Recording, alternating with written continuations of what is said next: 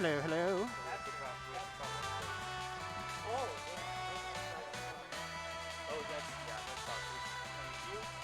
Ah, yes. Hello, hello. Can you put on the headset next to you? Can you hear me? Yeah, I could hear before. I tested that shit already. Okay, I can hear you. Yeah, we're good. All right, cool. Yeah, all of this is good. It was just all the video problems. Yeah. Yeah. Hi everyone. I guess we're live now, aren't we?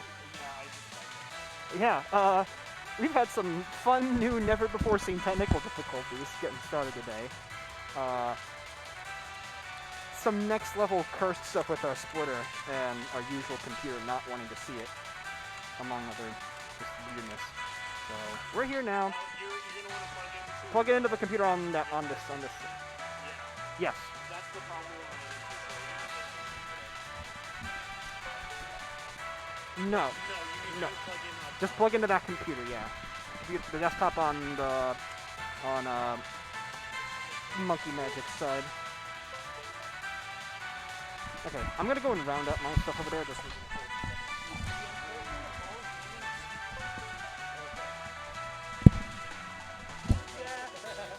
Keyboards on your side going off the floor. Kyle was almost gonna be here today. Yeah, I remember somebody mentioned that. What's up, chat? Ash here, like we mentioned, technical difficulties in the worst possible ways. Parker, were you just messing with this? The display is off.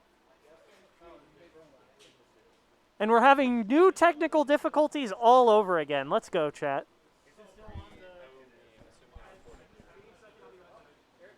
I sure can. You said 3OU? That would be, there we go. We don't, oh, he left. I was going to tell Schoolie we don't know if him versus Sawtooth is on or off yet. We're gonna have to cut that one, yeah. Unfortunate. Yeah, I really don't want to, but that's just how it is. Technology, folks. They're still playing, Yeah, you do, you filthy animal. Dinos needs to wash his hands.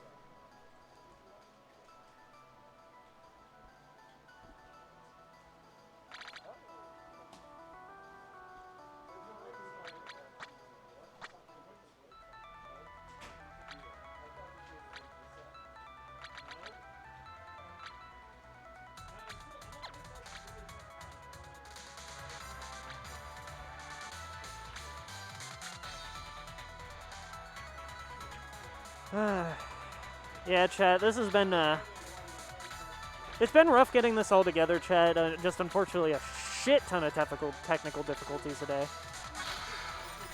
And we'll never know if it'll ever be fixed, ever.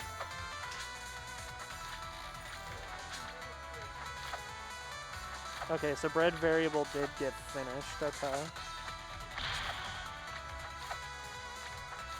Yeah, I know variable was having some controller issues, unfortunately.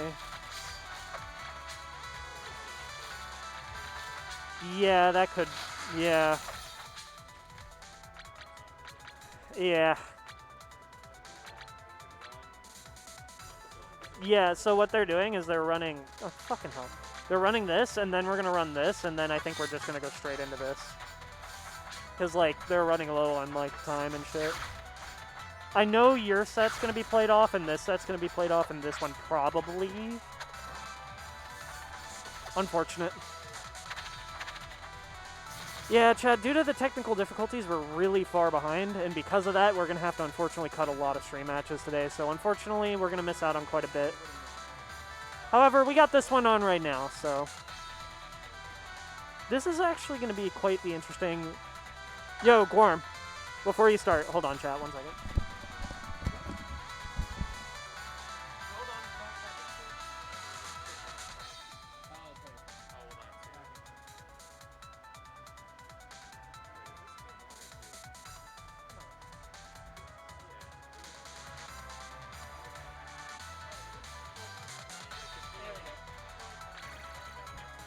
Wait, turn on tournament mode.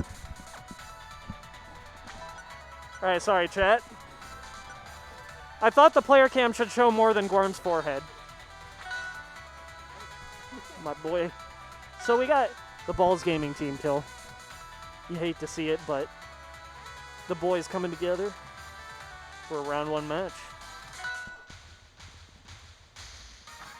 Alright, we're getting started here. This matchup, I feel like both players are not super experienced in it, but it's not like they've never played this matchup before. Yeah, I mean, both of them play with me a lot, and I kind of just play every character a little bit, so, like, they obviously have some experience, but it's not, like, exactly perfect.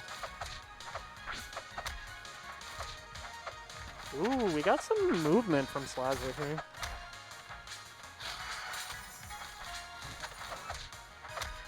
Okay, the up air, not the best DI. That's just tragic. Oh, we're not seeing any parry on icicles. That's definitely gonna be something we're gonna want to see from Monkey if we want to see some. If we want to see him win neutral a little more, because some of these icicles that Slazzer's throwing out is just a little bit sus. But that DI was sus, so you know. Life goes on. Even game. Pretty close. Oh, that bash is gonna kill at 70 after the hit. That's crazy. Yeah, Edelus definitely is one of the characters that struggles with dealing with bash the most. I mean, like, he's a big boy. All right. Some okay. Some use of fair armor from Slazza. I think Monkey could play around that a little bit better, but it's easier said than done sometimes. Okay. Ooh, that forward tilt was a bit ill-advised. Okay, no downer. I kind of like that there, because, like, he's just going to be able to attack and then mash and move. Excuse me, chat. Okay. Ooh, okay. Unfortunate miss from Slazzer. Yeah, just kind of some sloppy landing there. Gonna make him lose game 1. He had quite a bit of momentum from the start, but he just couldn't quite clutch out that second stock, which I think kind of lost him some momentum. Oh, we got a skin change looking like Chompers.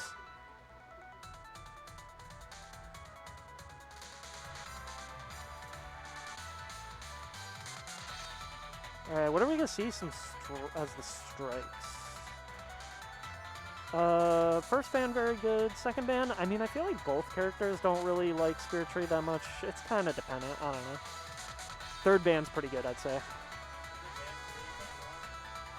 No, it's ban 3 you pick.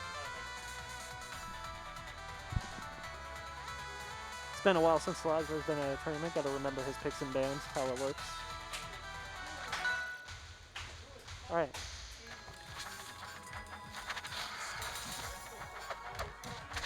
Apparently a really good set just ended, I think.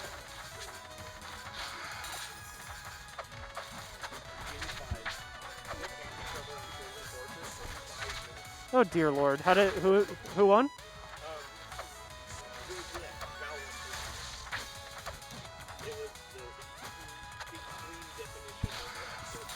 Jesus. Was it more last hit than Sawtooth versus MSB a Heatwave? It was like that. Okay. Yeah. Anyways, apparently last hit, last stock, absolutely, like literally down to the absolute wire on Integral versus V-Stride off stream. V-Stride's gonna take it 3-2 in the game 5. But we got this going on now. Didn't get to see the start of it. Looks like Florm or Slazra. I'm gonna have a real tough time not calling these players Guillermo and Zach. So because the screen sees it as Slazra and Monkey Magic instead, but, you know. Okay. I kind of do like that down B. It was kind of really difficult for Monkey to be able to parry that or escape it in time, but unfortunately it just wasn't going to kill, and I don't know if Slazra was ready for that. Maybe going for a tilt boost, but that jab was too committal.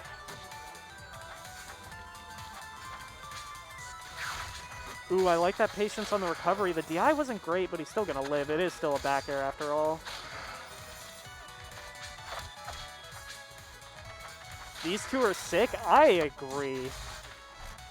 Amps. I probably pronounced that wrong somehow.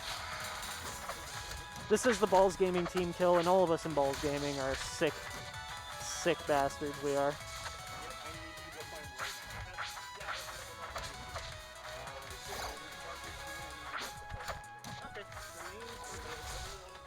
Are they? Oh, they need to be flipped. I'm blaming Dinos for that, because he put it in. Oh, and god damn it, they get, whatever. All right, Chad. Unfortunately, the cams are switched, but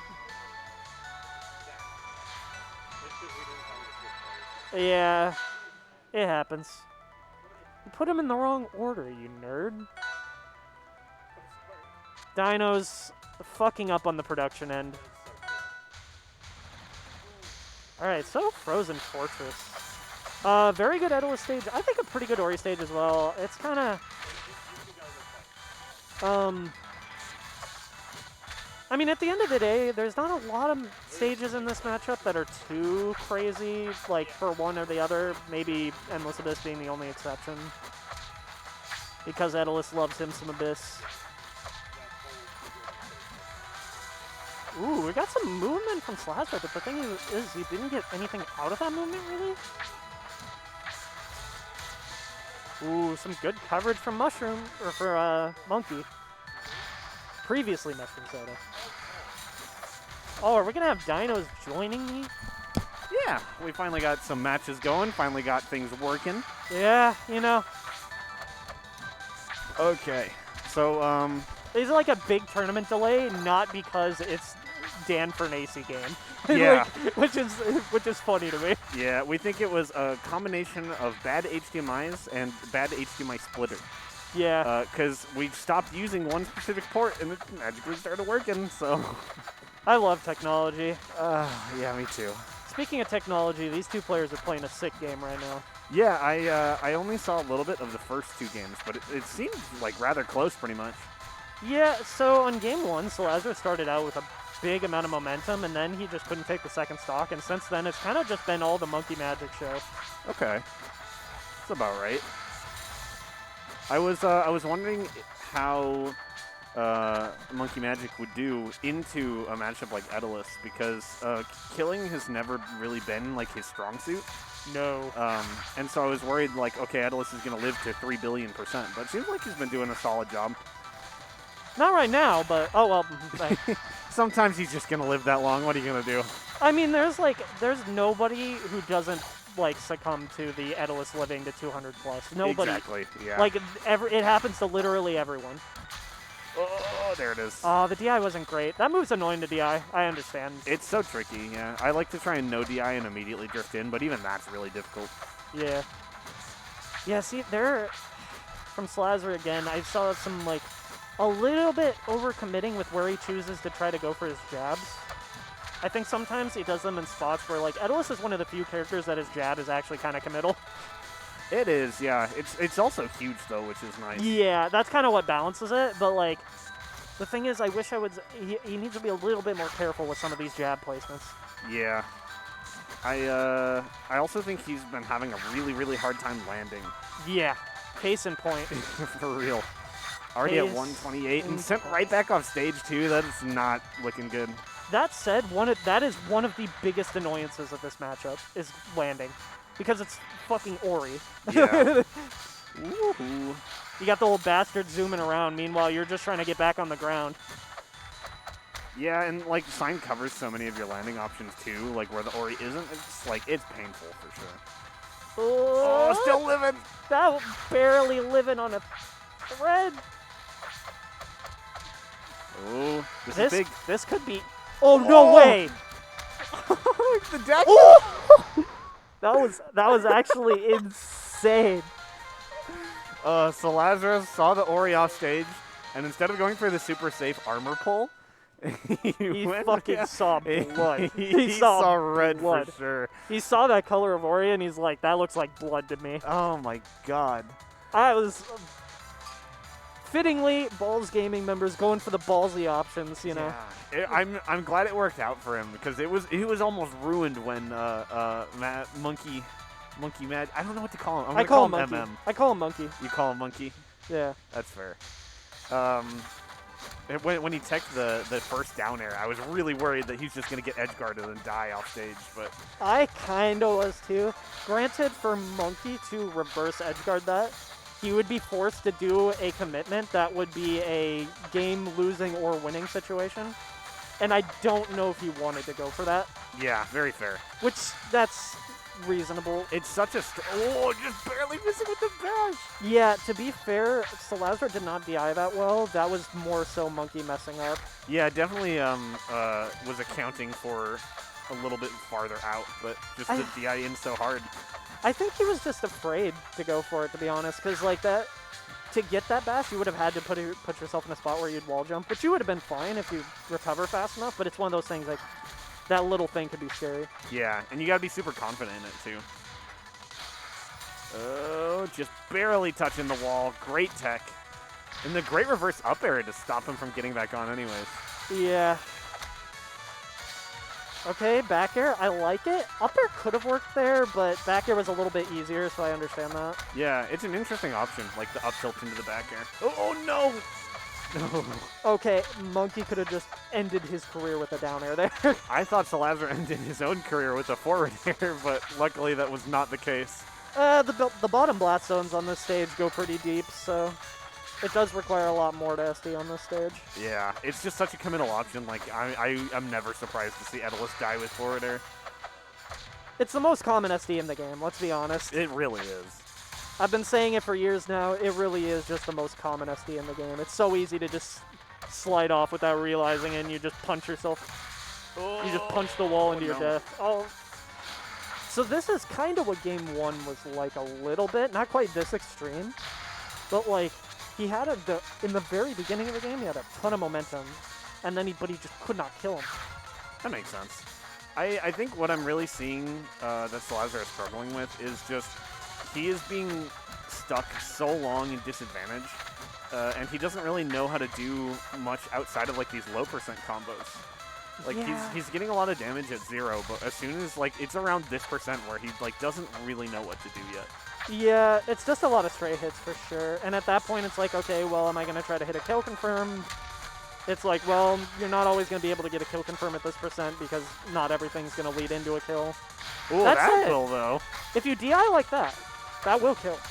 And DI makes any move a kill move. True. That armor was evaporated.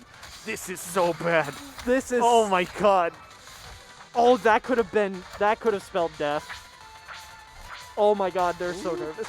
Oh, that DI was so unfortunate. DI out on the dash attack after a huge comeback too.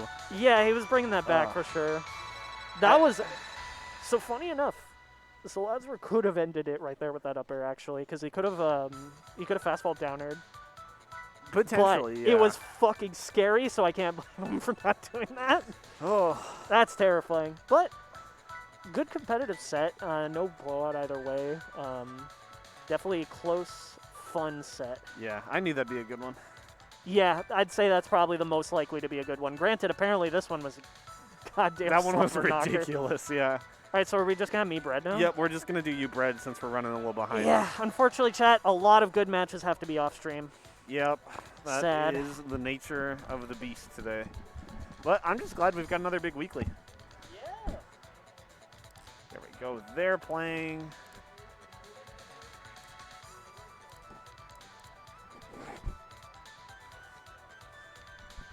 All right, Brett, you're on.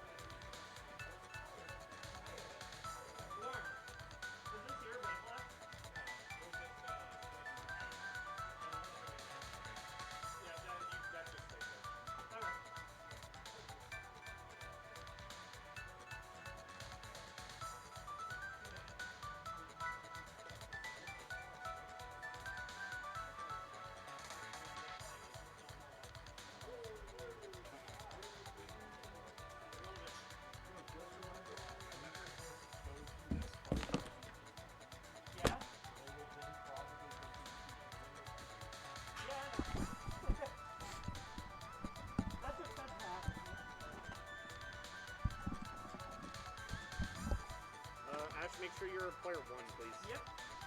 Excellent. I picked this side for a reason. My hero. Arcane Ash. Red.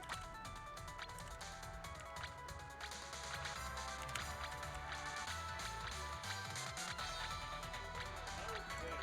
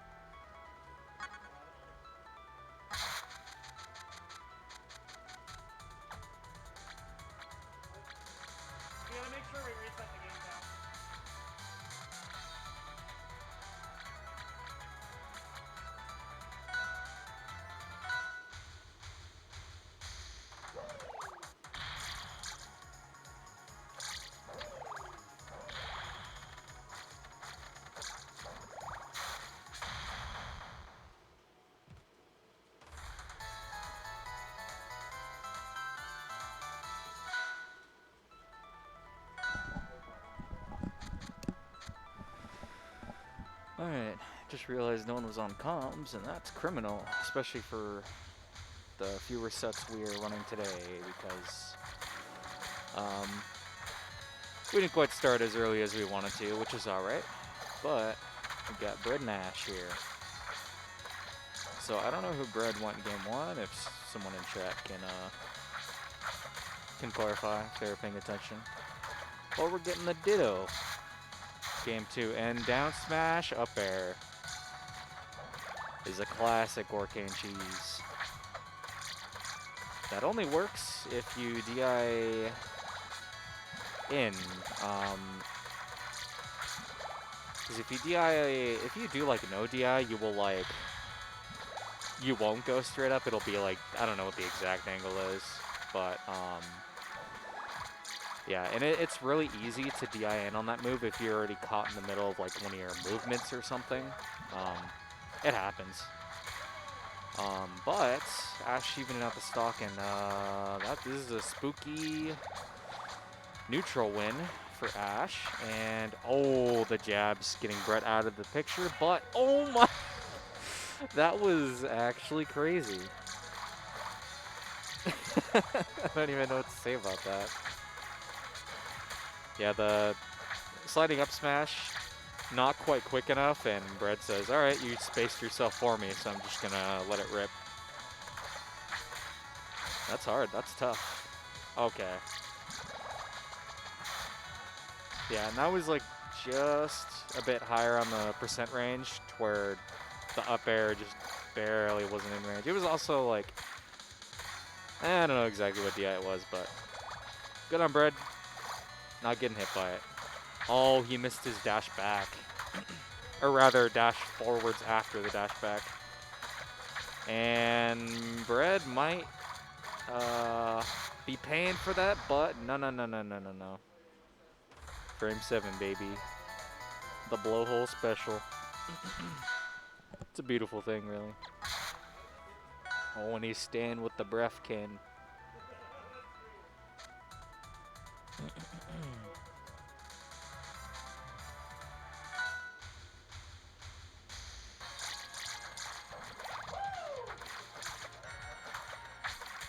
Alright, and we're going to Frozen Fortress, and honestly, from what I've noticed, I think this is a bit of a comfort pick for Ash. Not even I think, like, I'm going through, like, old sets in history and, like, seeing, like, what his popular kind of picks are, and I would say this is definitely up there in terms of what you, may already ban against him. It's like the next best thing from what I've noticed. So yeah, this is going to be interesting. And Ash getting a good stock there. Finding that up air out of the, I think that was another down smash conversion.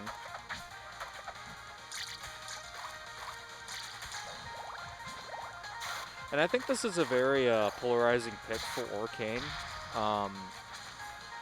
Because once you can establish a lead as Orcane, it can be really, really hard on the opponent to get back into it, because that character can take a beating horizontally because of his unique air friction properties.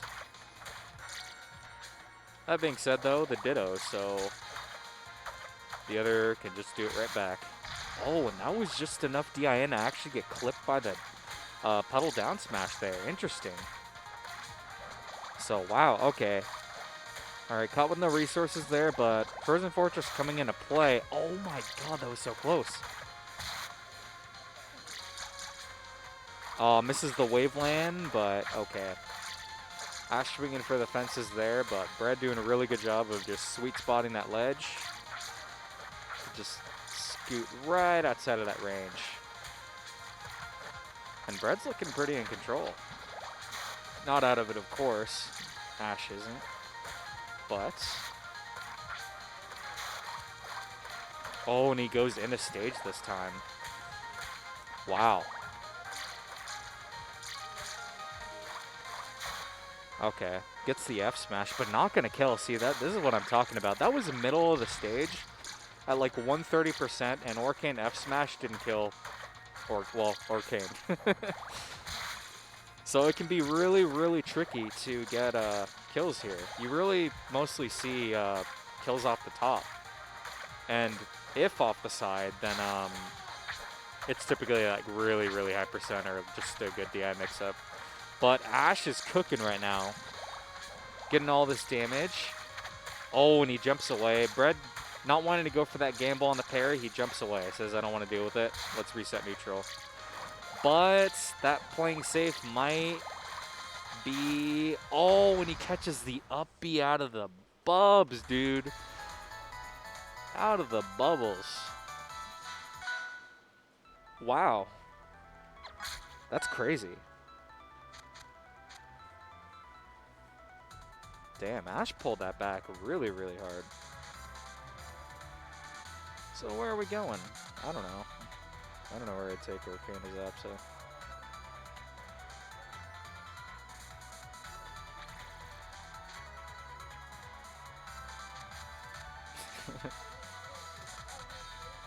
I really love that interaction. Bread wanted to swap the skin back to default. He's like, let me do that real quick. Also, this is still banned. I acknowledge your ban, Ash. And Ash is like, I got you. Let me fix the color of the X. This is incredible. What's what? Okay. Didn't have short hop bound. Okay. That's right, yeah, because I don't know exactly what the changes are when Bread switches from Orcan to Absa, but he does add short hop and, you know, some little thingy-majigs between the characters. So, oh, and the F Smash is actually really, really good at stuffing out Orcane's side B. Any character that has such a just a solid lasting hitbox will always definitively beat out Orcane's side B because his hurtbox appears before the hitbox. I don't know how the frame window exactly, but that's why that F Smash worked there, and that's really solid to have against Orcane. If you space for the outer range and you have Cloud cover anything in between, you're in a pretty good spot as Absa, but Ash is swinging. Oh, baby. That was a sick 44, and this is...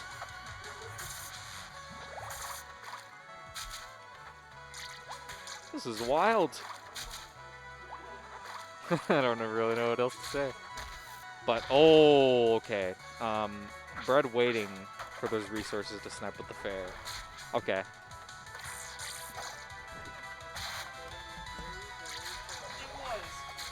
I believe it. As they always are.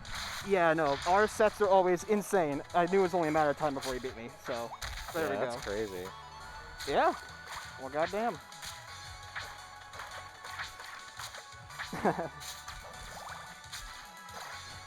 So your third seed is now in losers round 1. So lol Lamau. It be like that. Hey, what have I missed here? So Ash took game 1, Bread took game 2. I don't know who Bread won game 1, but 2 was the Ditto. 3 was also the Ditto, and Ash brought that back with a really good comeback. And now Bread's back on the Absa, game 4. It's been good. Oh, and Dacus actually would have confirmed there on that DI, but Ash looking for a little more DI in to get that up air, but Bread just didn't give it to him. Yeah. Oh, and there it is. That's it. I guess I gotta play probably. I'm realizing since I'm in losers.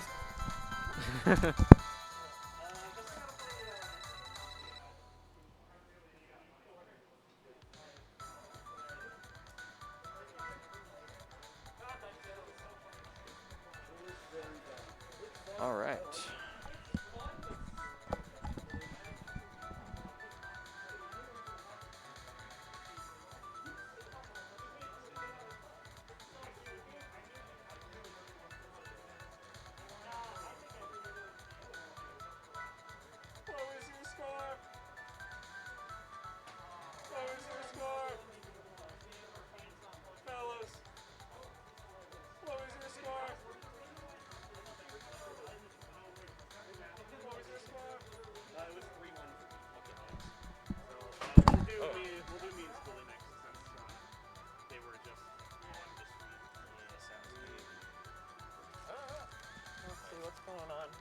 Wait, what the fuck?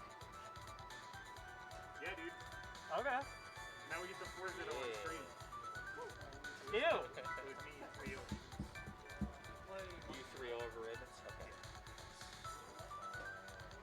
So I'd imagine Noah, where'd he go? I'd imagine you're gonna do you, Schoolie, then me, Matt, right? Yes. Okay, cool. Alright, I've already got the job. Let's go. Now you're gonna win.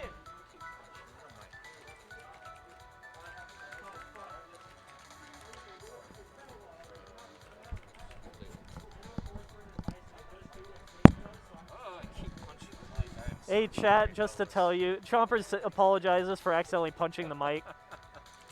He's Edalus forward airing the mic. He meant to armor. He didn't mean to actually punch it. Stupid jokes aside, Amps, I don't know if your question got answered, but the Ori 131. Also, chat, I just gotta say the Arcane Ditto is the most disgusting Ditto of all time. I've been preaching for years now that every Ditto in the game is sick except for Arcane and Raster. Every other Ditto is sick. And I don't care what anyone says. But those two Dittos are fucking dumb. I'd throw my hat in the ring and say the Rano Ditto's kind of cursed, but It's cursed, but it's funny. yeah. And it's fun. And it's very fun to watch. If it's top level Rano Dittos, it's fire. Watching Y and Durai go at it is insane.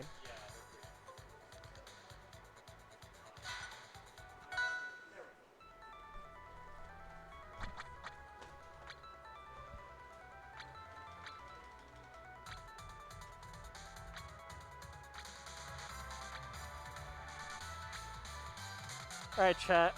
Do I want to warm up or do I want to just commentate? I don't know. Jammy T, I think the Apsa Ditto is really fun.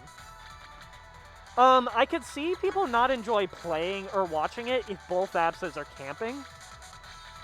But, like, for me, even if the other Apsa is camping, I enjoy it because I think aggressive Apsa could easily beat, like, camping Apsa, like, pretty easily if you play it right. I can understand it, and, like, there's, like, a commonality amongst players that they usually hate the Ditto for their character. And it's funny, before I picked up Arcane and Rivals, every game I'd ever played, I'd loved the Ditto. Oh, Dinos already did it for me, I think. The overlay. Someone did it, but regardless. Matt is clutch. How would I ever assume Dinos would be helpful? That said, Dinos is going to be very unhelpful by doing a Forsburn Ditto here. I think I'm actually going to warm up. The Ollie Ditto is very fun, yes. The Ollie Ditto is fun because you're just, like, throwing each other's bullshit around, and it's really great. Actually, there's no setups to play on. There's no setups to play on, so I'm just going to commentate chat.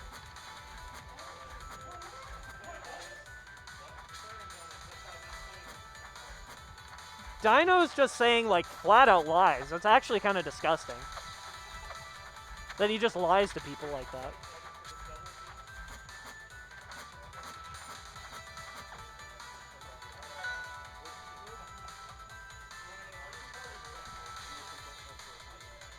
They just go to Merchant Port because these two are Chads. Well, actually, Dinos isn't, but that's okay.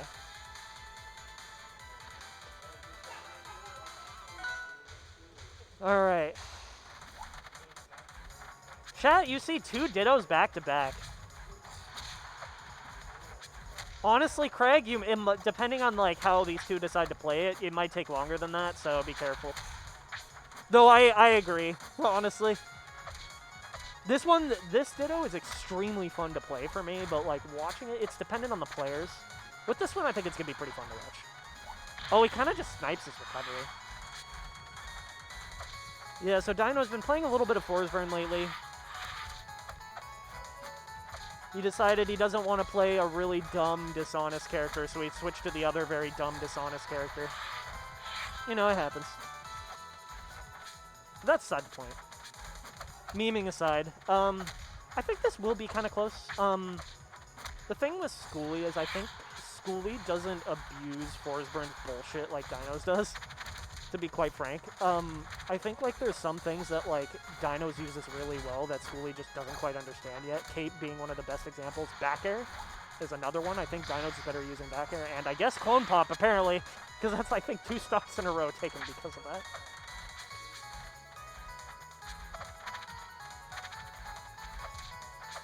Amps? Who are you talking about? If you're talking about Dinos, no, Dinos is... I think he's still a Clarin main, but he was a Clarin player before. Yeah. Yeah, like I said, just not seeing the, like, full-sprung bullshit, to say the least. It sounds dismissive, but I mean that in the nicest way possible. I think, like, I'd like to see more cape usage from Schoolie. I'd like to see more, back air whenever, Dinos is forced to rise, whether it's, like, full hopping or coming up from recovery. I would like to see more smart uses of dash attack. And, just in general, there's some things in the game plan I would like to change. I would like to see change a little bit if he wants to make some adjustments. That said, Schoolie beating Sawtooth 3-2 off stream, by the way. That's one thing you have to realize. To get here, Schoolie ran through Sawtooth, which is, that ain't no fucking joke. That said, that was no fucking joke either. That was clean. Yeah, so obviously already off the gate, there's like a better start for Schoolie right now. Dino's not electing to just do the dagger. I don't know if he wasn't convinced that it was going to confirm or not. But anyways, Dinos, he's got charge. I feel like a lot of force burns, you'll tend to see them use one particular option the most when they have charge. They'll either combust or usually super clone. Sometimes I'll see players that love to like throw the smoke out. They like to save it for recovery, but Dinos, I feel like, actually does a really good mix of the bunch. He kind of uses what's best for him, and in that example, Combust was easily the best option for him. That said, Combust, I would say the best move of the 3, but that doesn't matter. He found the situation that's helpful for him. He used it on recovery earlier, and I won't be surprised to see Dinos try some super clone stuff. There are 3 force burns in this bracket, by the way. I just want to mention that. We have these 2 in Integral, which is, crazy. Oh, Dinos tried to parry that. I think there was no way that distance would have worked out for him. I think. I'm not entirely sure.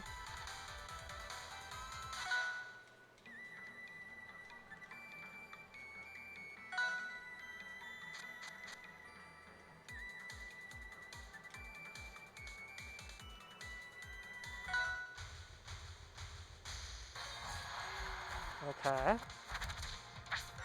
Right out the gate, getting smoke from Dinos, which, like, that's another thing, by the way. So, who's been using smoke more has kind of been changing. Game 1, it felt like Dinos was utilizing it the best, and then Schoolie used it a lot better on Game 2. But at the end of the day, that wasn't enough to make the difference too much. It made it better for him, but it didn't make the difference, is the problem. And you know, at the end of the day, close only counts in horseshoes and hand grenades, so Dino still gets the win off of that, so... You know, it's good to see you doing better, but you need to be able to... Schoolie laughing at that. That's, to be fair, that was kind of funny.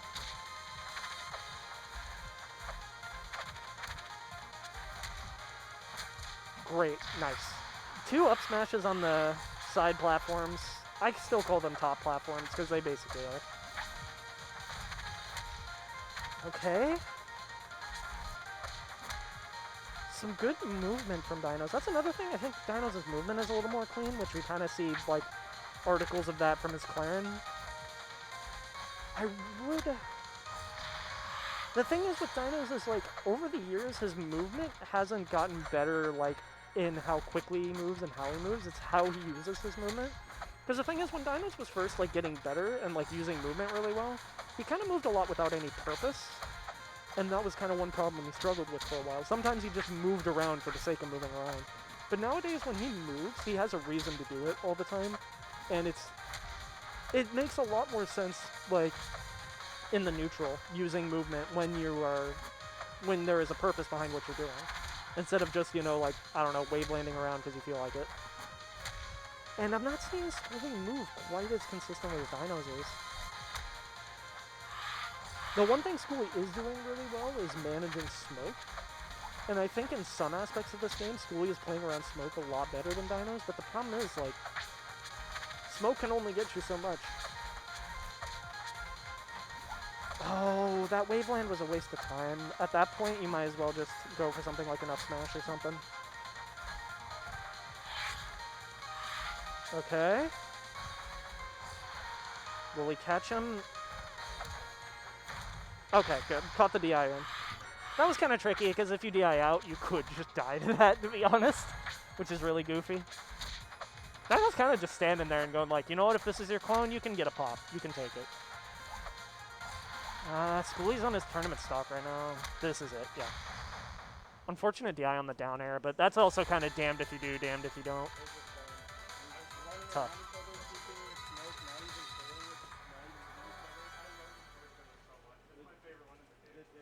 Amps, yeah, that is one of the biggest separators between a player that's really good and a player that's just, you know, like, okay. Because, like, a lot of players, they have some good movement, but if you're not doing it with any intentions or purpose, you're not really doing anything. And that's a problem. Got some more off-stream matches. Breadstick beating Slazera 3-0. My Balls Gaming boy, he's out of the tournament.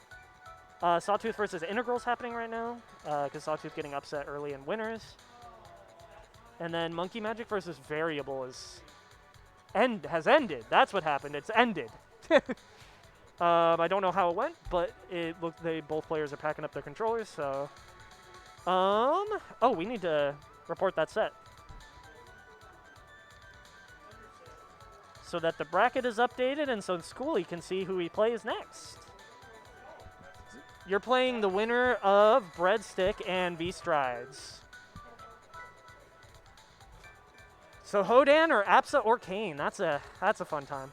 Speaking of fun time, we're about to have Orcane Edalus on stream, so wish me luck, chat. I'm going to need it. Peace. 3-1 you. Alright. There are 3 Forsburns here today. You might have to play all of them. I know, I hate it. Can we not? Like, can we just ban them? That'd be great.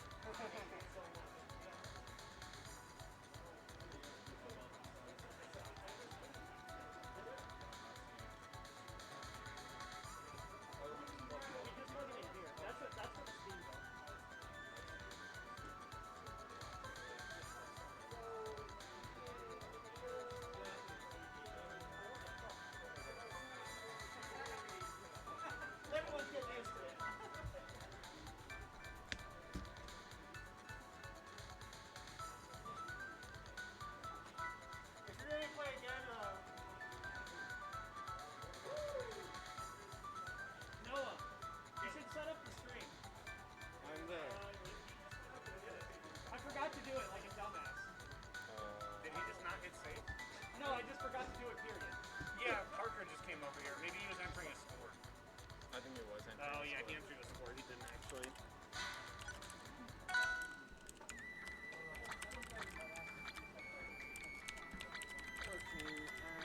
It's actually disgusting how many force burns there are right now. Yeah. If you didn't like force burn, this isn't a good start for you. Yeah. Yeah. But if you needed force burn practice, you're great gonna get it. Yeah. Exactly. Boo.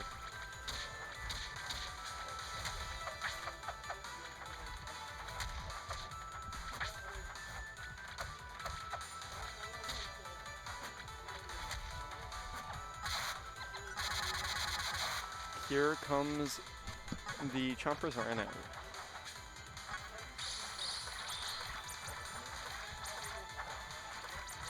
Chompers Rhino is very interesting to play. He goes for the same like needle fair stuff that a lot of Ranos do, but some of the combo routes he goes are like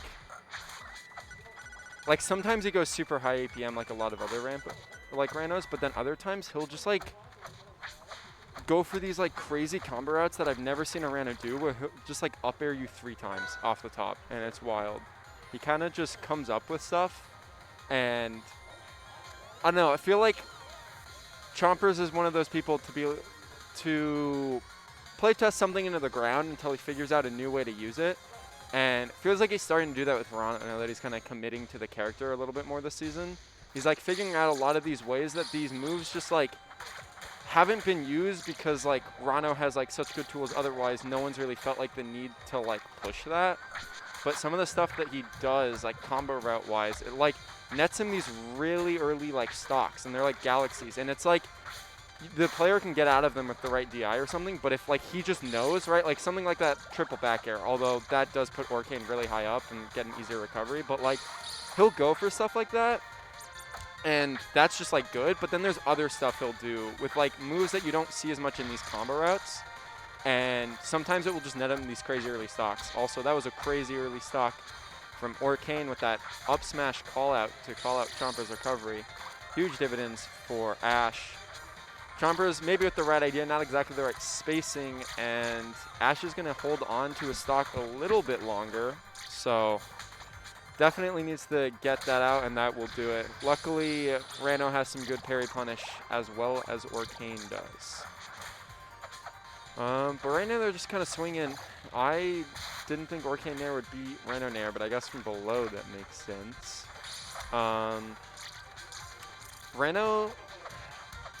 Chompers is really good at like abusing needle camping and just kind of waiting for you. And then that's when he starts doing these like crazy movement, crazy air dodges to just like get these like cute little hits in that really net him a lot from it. But you can tell, like, unlike a lot of the other very good Ranos, he's not like pressing every button in neutral. He's really like waiting for Ash to go in or find a needle opening. It feels like that's a lot of what he goes for. It's like this patient game where he knows he has the speed to get pretty much any punish he wants. Oh, that was so smart. He knew Ash was going to throw out a defensive option, so he just waited that extra second, staying in Dacus range. I've seen him do that multiple times. Oh, great spacing from Ash. Not to get hit by that tongue and then net a stock for it. Not the best DI by Chompers, but I mean, not easy DI for him to get anyway, so pretty big.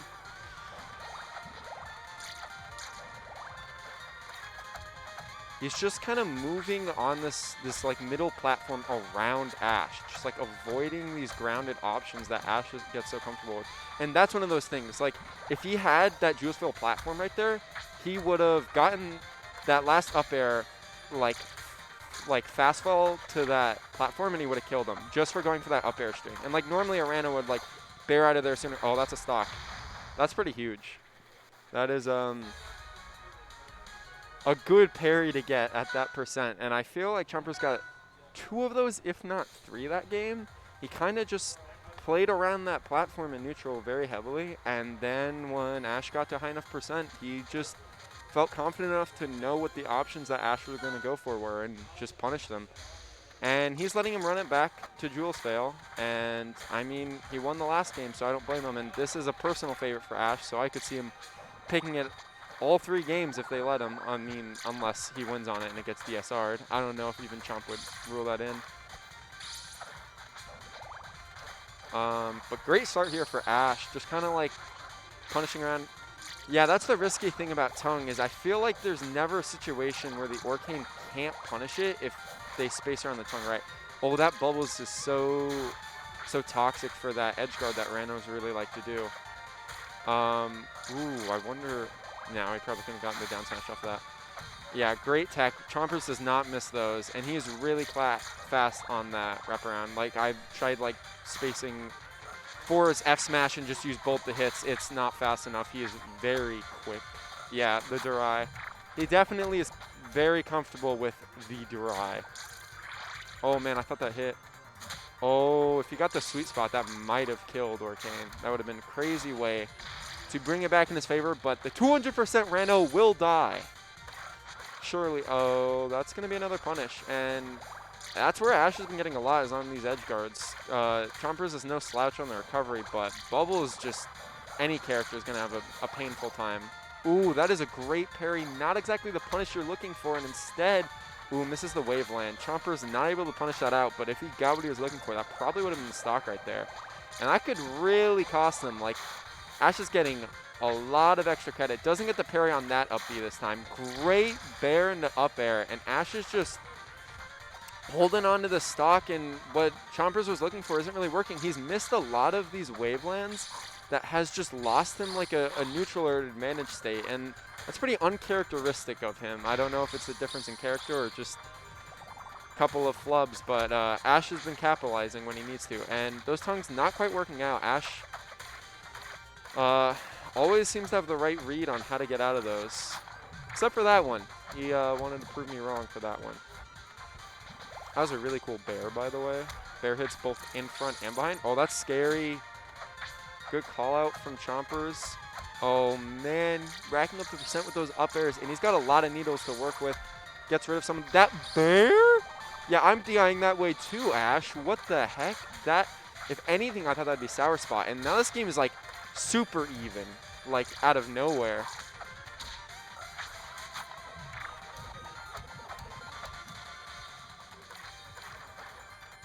Yeah, and this is back what I'm seeing from last game. He's just kind of running around him on that platform, using Rano's really fast ground speed to just run away from these dash attacks, these down tilts. He really likes those stalls up there. He knows a lot of characters can't really contest without like really committing. Oh my god, he gets the rollout. Oh, this is so scary. Great bair, goes into the bubble there. Kind of scary, but makes it back. Still trying to recover here, and his bubble's up there. He's trying to get to it, but Ash moves it away.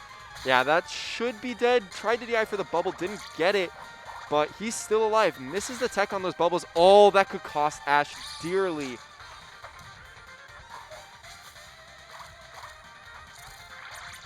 Oh man, what a wait from Chompers. I thought the parry was going to come out from Ash and he was ready for it, but the roll actually going to put him out of the distance. If that was up air, I think that killed. Yeah, he looked for it that second time. He knew if he just gets one of these. Oh man. Oh no. Oh, Chompers wanted it. He wanted it all. He was hoping for that short side B and then he could just hit the landing arcane, but nope. That's going to be 1-1, and DSR and Jules Veil now. I'd be surprised if we see it again, unless Chompers is feeling the Jules Veil. This is an interesting pick. They both kind of lived on some stocks. I feel like a lot of them, both of these players got kills off, mainly their smash attacks, although Ash has been getting some up air kills too, and like these parry punishes.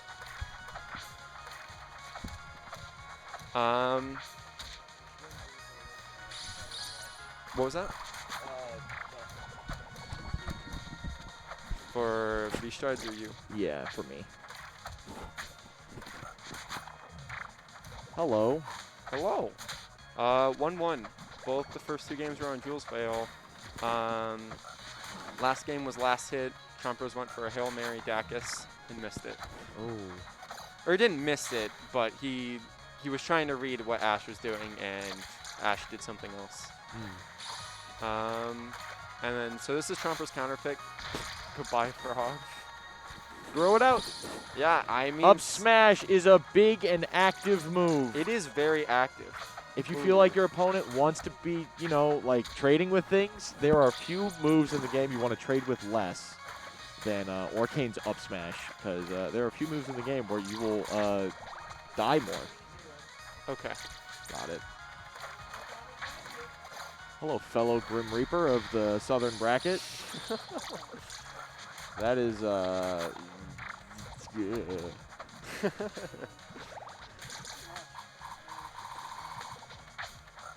He will go on, Sawtooth, just taking out Monkey off stream. He will go on to fight the loser of this, actually. And I will be fighting the loser of what already happened, which was you and Dino, so I'll be fighting against you. That is our top 8, by the way, is Chompers, Ash, Dinos, yourself, Parker, you, me. And you had a set over V-Strides. Or sorry, I should Yes. say that is our top 6, with Monkey and V-Stride being our tied yeah, for that's 7. right, yeah. This game, they've kind of just been hitting each other a lot, back and forth. It's kind of like one person gets a stock and the other one's pretty quick to Oh, fall. that's all right. That's such a. I hate that situation where you get hit by like double needle and you are forced to be like, well, I have to answer. And Orcan doesn't have like a quick burst option that can outrange it. It's not like Orcan has an option that's even remotely close to the distance that Tongue reaches. So you kind of have to just be like, well, do I just burst side B? Don't have time. Yeah, and Ash had been getting away a lot in those situations, and you gotta be ready for it. If you're ready, you can get out. But if you're not ready, you're gonna get tongued, and if you get tongued, you might just die. But Bubbles to the ledge. It has not dissuaded Chompers from going for it, nor from being successful with it. Great DI. Yeah, fantastic. Uses the bubble to get his jump That's out. it. Great parry. And that's 2-1 in Ash's favor. That's pretty big. So he got that parry off because he hit bubble. Because he hit bubble, he was able it canceled earlier. Am I wrong about that? Someone in chat tell me if I'm wrong about that. Wait, what But canceled earlier? if you hit someone, if you hit something, you have can like fast. You have less whiff. It's not a whiffed move. But did he press down B or was it bubble butt? So he up aired, trying to hit Chompers, but he missed Chompers, but he hit the bubble. The bubble lets you like. It counts as hitting an object. It's not. It means it's not a whiffed move. Oh, the frog's at 74. Yeah, backer will do that to you. Don't worry. Good tongue weak. A Great. bit of a flub. Great bubble DI to get out of it though. Yep. The nair bounce was actually so good. That's Yeah. such a risk because if that doesn't work, you are in an awful situation. Ooh, great air dodge by Chompers, but he's still off stage. Been going for Forward that a smash, lot. I like it, but immediate tech down tilt. That has happened. Oh man, what an early stock for Deleted. That has been happening. Like that's a story of these games. Every single time Chompers does that, he pretty much has been like universally unlucky. He's been able to just like immediate tech wave land. Tech down tilt into whatever else he wants. Tech there, wave land into yeah. something. Yeah, and I think I don't know if it's Ash not respecting it, Ash hoping he's just gonna flub it and net an early stock, or I mean he's not going for it anymore, so maybe he's. I was gonna say like he's going for some more setup stuff where he's putting Puddle right there at the ledge so that when Chompers goes for that tech down tilt, Bubbles will just beat it. Yeah. And then Chompers is on stage, but you're in the middle of a bubble storm, so like, oh no. Ooh, going a little too high. Parry. Little too high, couldn't tech it. Misses the tech. Yeah. Was that a mistech or was he too? I think he might have been just too high. I could see both. Yeah. Great there. The down so what Ash is trying to do to get around it is he's trying to use bubbles to actually beat it out. The problem is because if you go for that waveland, the sploosh spleesh. I don't like the sploosh spleesh. That was terrifying. Sploosh spleesh is amazing. Sploosh spleesh is a whiffed up air into immediate down smash on a platform. Oh, great call out from Chompers. That was huge because if he misread, Yeah, that's trouble. Yeah. No, it gets back. Ash missed the stage. Doesn't matter. Down smash is frame 7. They buffed that move. To punish the dash attack in the other direction. He got him. Ooh, great read on the roll there for Chompers. Doesn't get an absurd amount out of it, but he's getting those poison stacks. Yeah, I was going to say, needles are really obnoxious in the matchup. When you're trying to set up a new droplet, and you just go, oh, it lost to needle. Oh, this is scary. And you're like, I really kind of wanted that as part. Yeah, that's why. Because it's so hard to get another set of bubbles out that, like, Rano can just kind of go under it. Yeah. This is scary, though, when he's, like, use that double jump and he's just getting back to stage. But Ash is staying patient. Yeah, Ash is Oh, there it is, baby. That's it. Yeah, Ash taking a big win over Chompers. Down tilt, down smash, sending Chompers down to the loser's bracket. And we have Ash versus Dinos in winners final. That's gonna be exciting. Yes, indeed. All right, I think we're probably gonna show off you and me first. Whoa. Give Chompers a breather before he has to fight Sawtooth. Sounds good.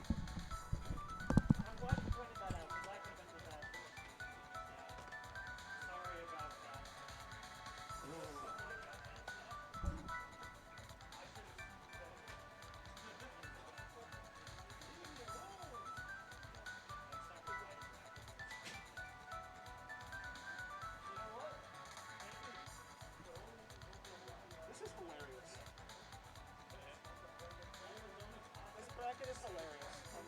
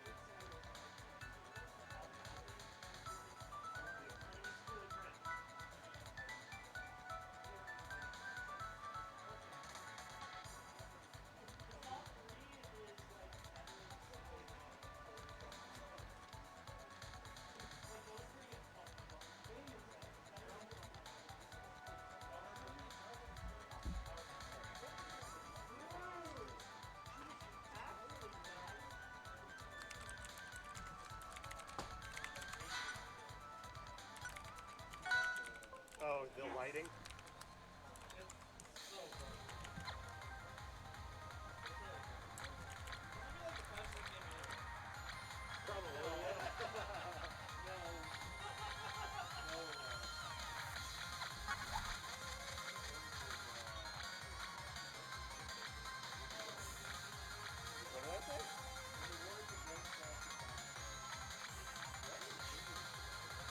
I definitely say that.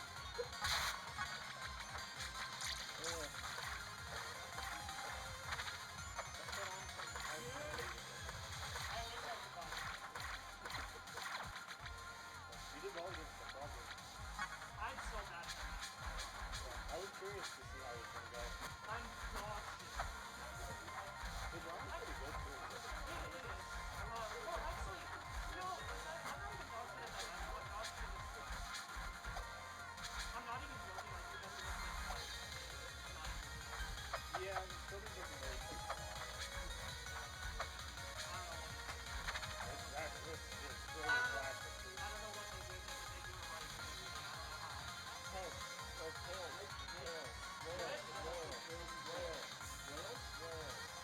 It's always whales. Whales never fail, baby. how. That's awesome.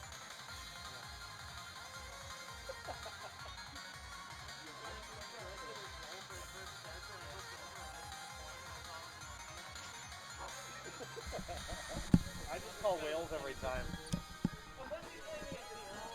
Alrighty. Hello, everybody. We're getting into a very cool match here. Schooly's camera is really high. I gotta fix that.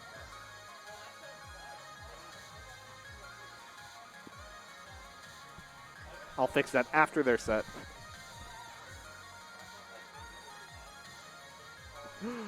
Hey, Boo Bear. Or what was it now? It's Foo Frog? Is that what I have to call you? It's not quite the same, yeah. We can workshop it. So, Jazz, I'm glad you're here because there is a whole lot of Forsburn. There's 3 Forsburns in this bracket. There is. There is. We went from like 1 to 16. It's really funny. This is a matchup we're about to see again very soon too, since winners is now me and Ash. Yeah. Oh my God, what a parry! That was Oh. actually a really hard parry to get. It was, yeah. He did not have much room there. It's one of those things where like the fire character initial dash is typically like pretty long, and it actually might have worked against him there, but he's just had just enough room. Mm-hmm. This matchup is really interesting because it's like you have all the edge guarding capabilities of a character like Orcane, right? Mm-hmm. But Forsburn has so many mix-ups with smoke and clone and stuff that if you're not really on top of it, the fours get past you for free. Yeah. Because like your bubble traps don't work on somebody that teleports through them. Mm-hmm. Well, so far, Bread's been doing a really good job of keeping Schooly in disadvantage, though. Yeah, definitely. Ooh. This is a matchup I was really interested to see too. Like these two players, they're let's see, they're the 5 and 6 seeds. Okay. Yeah. So So- banger set alert for sure. Yeah. And So- Bread did not make it on PR because of qualifications last season, but they would have been right next to each other. Oh yeah, I bet. It's right. I'm so happy we're back to the big weeklies. Oh, everybody's here. We're back to having like all of the PR in one place again. We're just missing. We're missing Steven, missing Kev, and Zach, and we're missing Zach, Yeah. and that's it. That's everybody we're missing. Oh, and Jules. I Jules. forgot about Jules for a I second. was like, wait. So still 6 of the 10 is pretty good. Mm-hmm. Okay. One thing, so we did not get to run Schooly Sawtooth, unfortunately, which I would have wished we were able to, Mm-hmm. but technical difficulties set us back a little bit. So that was actually a reverse 3-0 from Schooly. Yeah. Yeah, I Um, was really surprised when he reported the score to me. I was like, oh.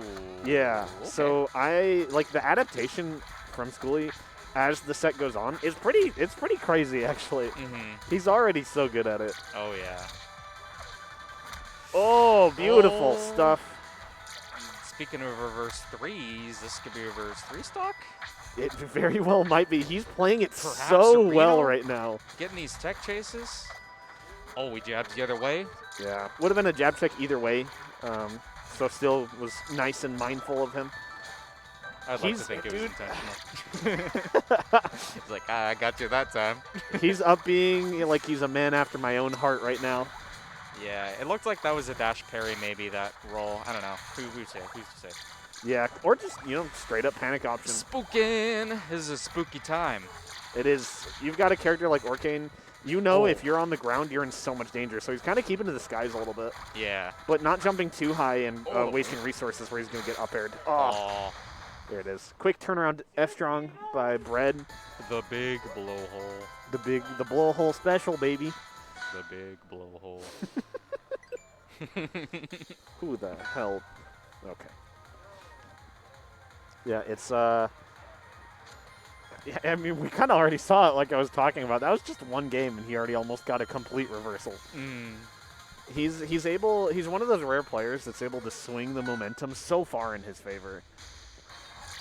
Definitely, and this is, honestly, I think this is a really interesting pick. I don't agree or disagree because, like, Forrest can definitely, like, take his own, play at his own pace and, like, control these platforms with smoke and plat drops and stuff like that.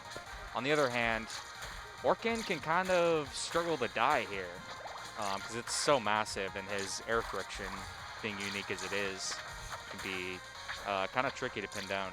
That's true. I think Schooley's maybe relying a little bit on... Oh, so close. Schooley's maybe relying a little bit on being able to camp these platforms really hard with smoke. Oh, that was terrifying. See him, the micro, he dashed back right behind that droplet, and then he's like, I'm back in. And threw out that forward air. It was terrifying. It's like,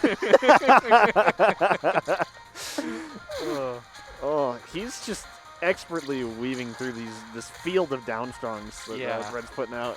Mm-hmm. And that's the thing too, is like Bread is it's been a whole lot of Schooley running on these platforms, and Bread is like running behind him trying to get these hits when he can and push him off stage. Yeah.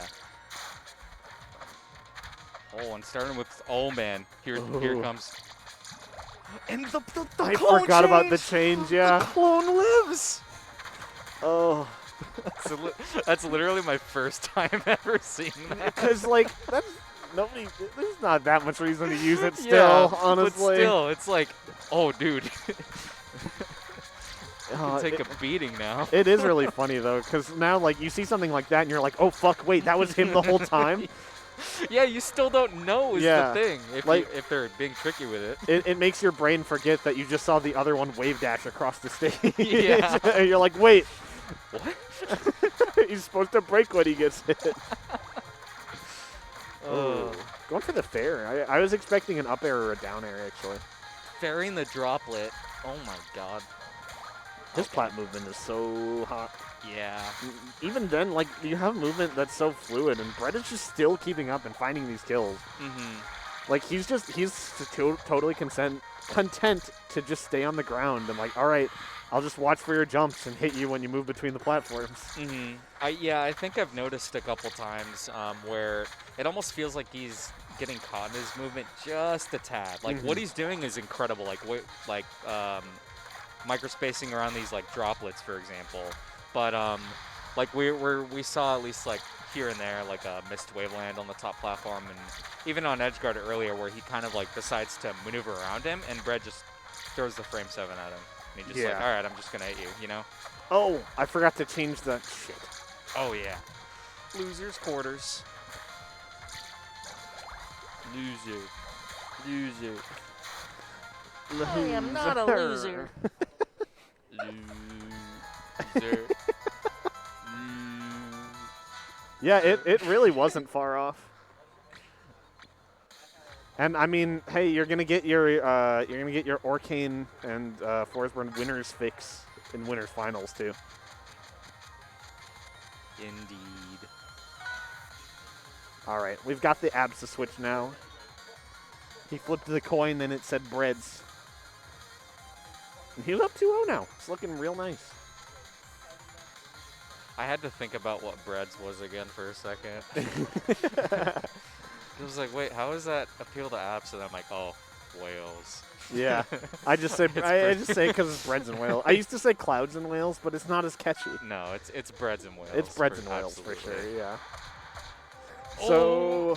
So, this I'm a little bit scared for Bread in this character switch.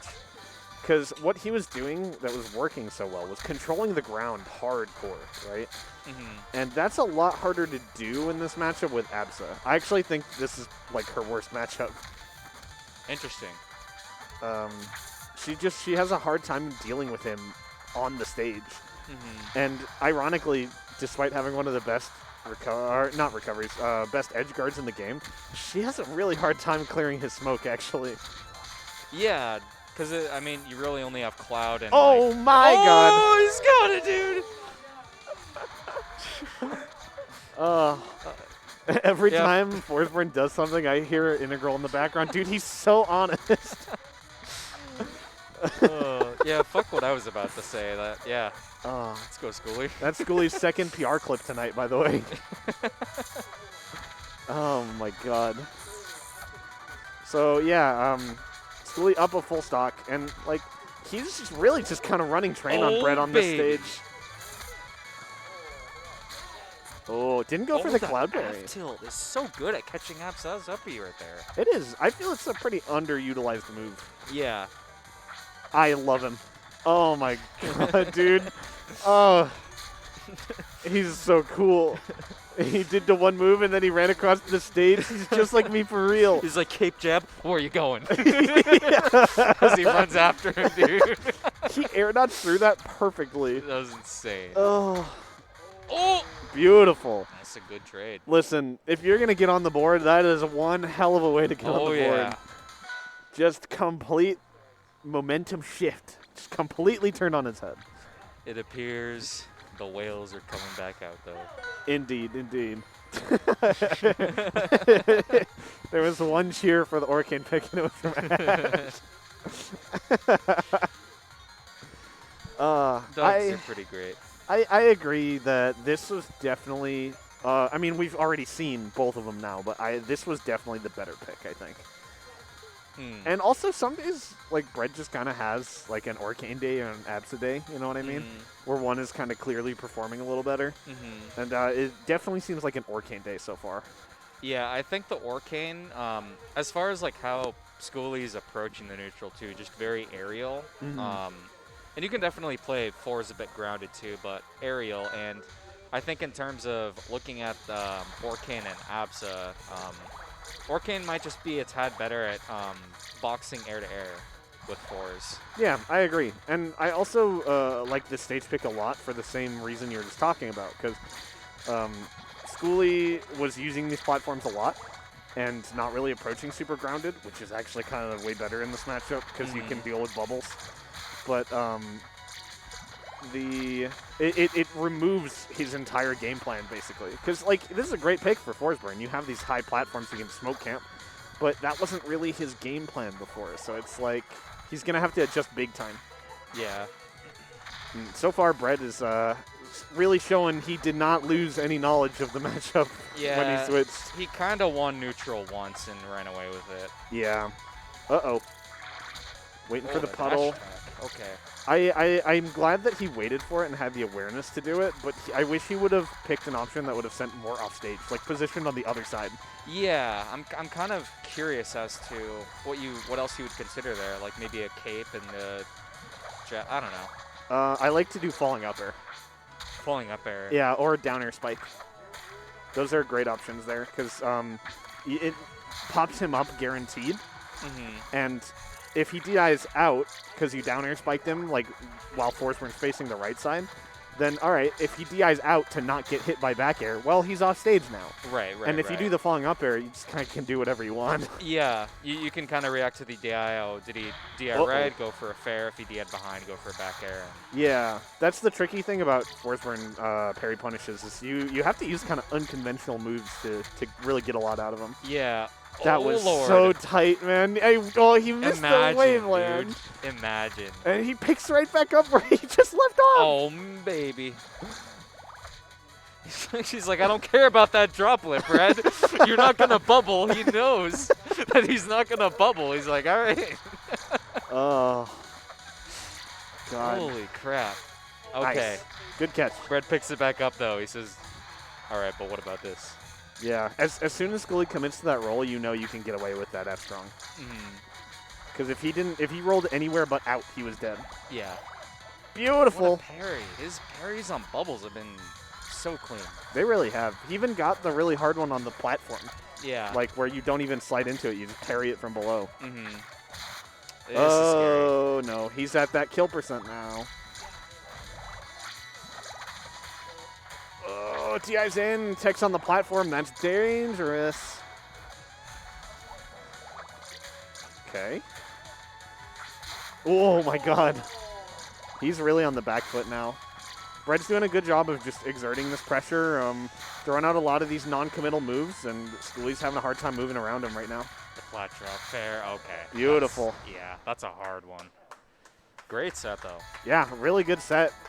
Breadstick Wow. winning 3-1. That means Schooly out at 5th place. What a run. It was a good run. Got a big upset today. What a hell of a run. Reminder that Sawtooth is currently number 4 on RPR. So that's a big upset. That was he's 9. Yeah, that was 9 beating 4. Pretty good. Wild. All right. I'm going to go play. Sawtooth. Yeah. Have fun. Don't let him see the teeth. Alrighty. I also love the number 4. Can't remember why, though. No reason. All right, moving on to the other side of Losers Quarters. We have Chompers and Sawtooth. Matt, you're player 2. Okay.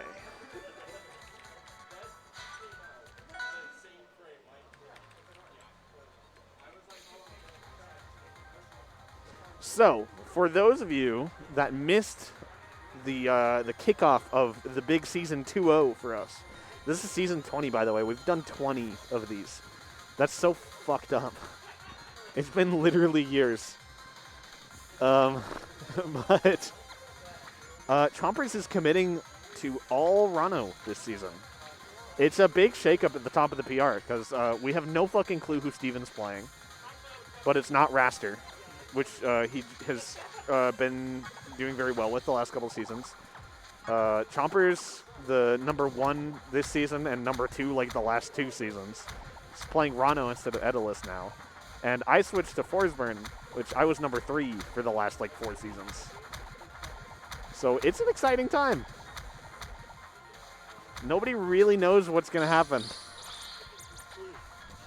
Welcome, Schooly. Congrats on the 3 PR clips you hit tonight. I was just about to say it. I walk home with a loss, but I walk home with PR clips. You really did, man.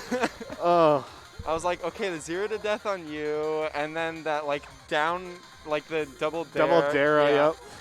Oh, it's beautiful. Yeah. God, I love Forsburn. So I was just talking about how interesting this season is because at least 2 of the top 3 are have definitively switched characters and Yep. committed to them for the season. And one of them has dropped a game to Ash. Yep. So, like, whether or not it's Ash just playing well and could have done that before, or now the 3 can bleed sort of thing, it's very exciting. What's up? Wow, I hate that one. That one's broken. We've been telling him to just Faramore as Sylvanos True. because he unironically doesn't do it enough. It's a pretty good move. It's such a fucked up move. Yeah. I'm really excited to see this because this is the first time Chompers is appearing during the this new season here. Mm-hmm. He's staying the Sylve, Yeah. but we haven't seen these 2 play yet, so I'm very excited. Yeah, this is going to be fun. Yeah, worth mentioning, both these two got upset. You upset Sawtooth, Yep. which was a pretty big win. Yeah.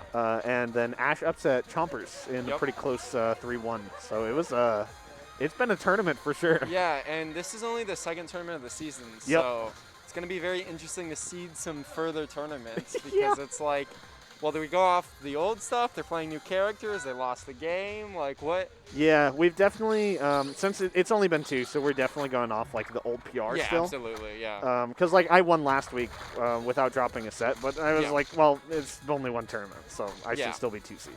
And, like, to be honest, like, it wasn't, like, an uncontested Ash win either. Like, it was, even if it was, I think, a 3-1, it was, like, many of those games, like, I could have seen that be a 3-1 the other way in the same set with the same, like, sort of maps and everything like that. Indeed, and like, and yeah. it's really interesting to see Chompers play other characters because like you don't see that often, but Yeah. people don't know he plays other characters Oh, yeah. constantly online. I've run into him online, and like his Crag's got hands. Like he is no slouch when it comes to like all these characters. It's really cool because like a lot of characters will like, or a lot of players will pick up. Oh my God! What the fuck? That shouldn't have worked. He burned his double jump, and he's like, "That's all right. I'm gonna hit this fair on you, and then I'll go back to stage." Oh. Like, oh my. He's so saucy too. Did you just see him hit he tried to hit fair spike dare 1 into fucking down tilt. Yeah. Oh my God. He one thing that I've seen him do to me like multiple times that I've never seen another Rano do is he'll go for like these like up air chains, especially like on a stage with like high plat. Like this one, if you can get him in the middle of stage, but even like Air Armada and stuff like that, he'll just go for these up air chains and literally carry you off the top. Like Yep. I've never seen a Rano do that before. And he'll like go for the setup. He'll just like see how you're DIing and he'll just be like, okay, I'm gonna just fast fall up air you 3 times and you are going to die off the top, and it's so cool. He's so good at reading the DI. Yeah. Like it's scary when you put a character like Rano into the hands of one of the smartest players I've Yeah. ever seen. And it's the sort of thing where like he plays neutral, not like necessarily the same fast APM as a lot of other Ranos, but when he's cooking, like when he gets that neutral win, and it's not. That's the thing. You look at it at first and you're like, oh, he's newer to Rano. Maybe he just doesn't have all the movement down. He chooses to like get kind of the needles and play a little slow. Then once he gets in, he has such high APM. Like he plays Edalus, he's just like mashing that C-stick. He's all over you. Huh? It wasn't a pop-off. It was a why does this character exist? I promise. I popped off a little bit. Don't tell him Just a that. little Don't bit, tell him just a that. little bit. Oh my God, he's I looking popped at me. off because I thought he was going to die for it because he burned his double jump there and his wall jump after he hit that. And so I was like, okay, well, Rano doesn't have end lag. And that fair's like always going to hit, but it was like kind of close to not hitting the up B, and he still Yeah. went for it. Yeah. He has no fear. Yeah. And that's the thing, too. Like, he will 100%, if he finds that fair opening off stage, he is going to go for it. And, like, if you are sleeping on it, you will die at 36. Sawtooth wasn't sleeping, but he still died at 36. So it's this constant threat that just kind of forces you to play these, like, really careful on-the-point game, even when you're off stage and you think you're safe. Rano's just one of those characters that induces big like Larry. fear and panic just constantly. Yeah. I like the stage pick from Sawtooth though, because he's just gonna do his best to really use his disjoint to abuse Rano on the stage, and just make sure he never comes back. Just was a little bit too far from the wall to tech there, so Sawtooth taking the first stock after Yeah. what was starting to look a little scary. And that felt too like where Ash was like comfort zone. Like there was a lot of brawling back and forth, but it was a lot of those edge guards with like bubble and stuff, and bubble. Oh my God! Unfortunate. It's a lot of those like edge guards on Rano that he was getting, and Chompers is very comfortable with their recovery. What the? I don't know. He's a pioneer. It wasn't even like no grass there, and he was like, he literally standing on full grass. Like I'm just gonna tongue. I'm just gonna hope you're going over there, and I'm gonna tongue you. Yeah, I was more confused by like Sawtooth was like the inside parry, yeah. him and got the parry. I was like, Yeah. what? Silva's a big boy, usually to his detriment, sometimes to his benefit. It's true. It's true. Uh-oh. And Ooh, dropping the combo a little bit. I think Chompers is at 1 stock right now. He is. Oh yeah. Here, yeah, I'll move yeah, the yeah. stream tool a little bit. but this is still, like you saw, Sawtooth died at 36. He's getting edge guarded hard right now. Oh man, he went for it again. This is not out of the realm of possibility. And on this stage, advantage and stage control is such a crucial part of the game. Oh. If Sawtooth doesn't have grass on stage and he's trying to recover, it gives Chompers a lot of opportunity. Although he's been getting back to stage pretty successfully. That could be it, yeah. Yeah, there it That's is. really hard to DI. You DI full in and you're afraid of that either double fair or fair and up air. It's not an easy move, and just the slightest of missed DIs when you're out that far. Yeah, Rano's like weight-wise an interesting character too, because he's like I have no idea. I can't remember exactly what his stats are, but he's like of the midweights, he's like the lightest, I think, at least Yeah. off the sides. Yeah. So he's an interesting case. Is it, so I know his air move speed is pretty slow, Yes. but it's not like Arcane where it makes him like, because air friction is when you're in hit stun, air speed is when he's just like moving around. in the Yes. air. Okay. Yeah. So he doesn't have like the same like horizontal survivability as Arcane. No, definitely not. Arcane Gotcha. will never die off the sides. Yeah. Yeah, the thing about Rano is like he has really poor airspeed, but the way that he can just burst move around platforms is so good that you don't even really care. Yeah. Oh, man. baby. That's not what I was expecting. I will say, so I played Sawtooth today.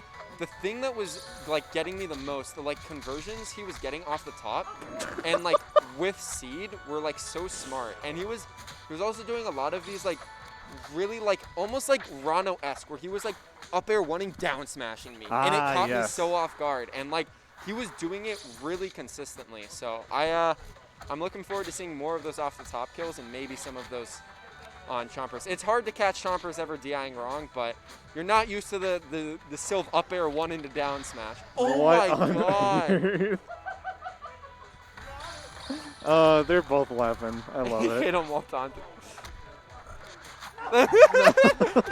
Sawtooth said okay after letting him hit him, like he was trading it, and now he's taking 60% for his And sins. counting He's not done. 90%. And the Oh my parry. God. He's Is so he- smart. Is he? I thought he was gonna die for hitting Chompers or letting Chompers hit him after the taunt, and that would have been PR clip. It Right would have there. been amazing. He hits him like after the taunt, and then it's just death. I was convinced that Downstrong was coming after the second parry, too. Yep. Yeah.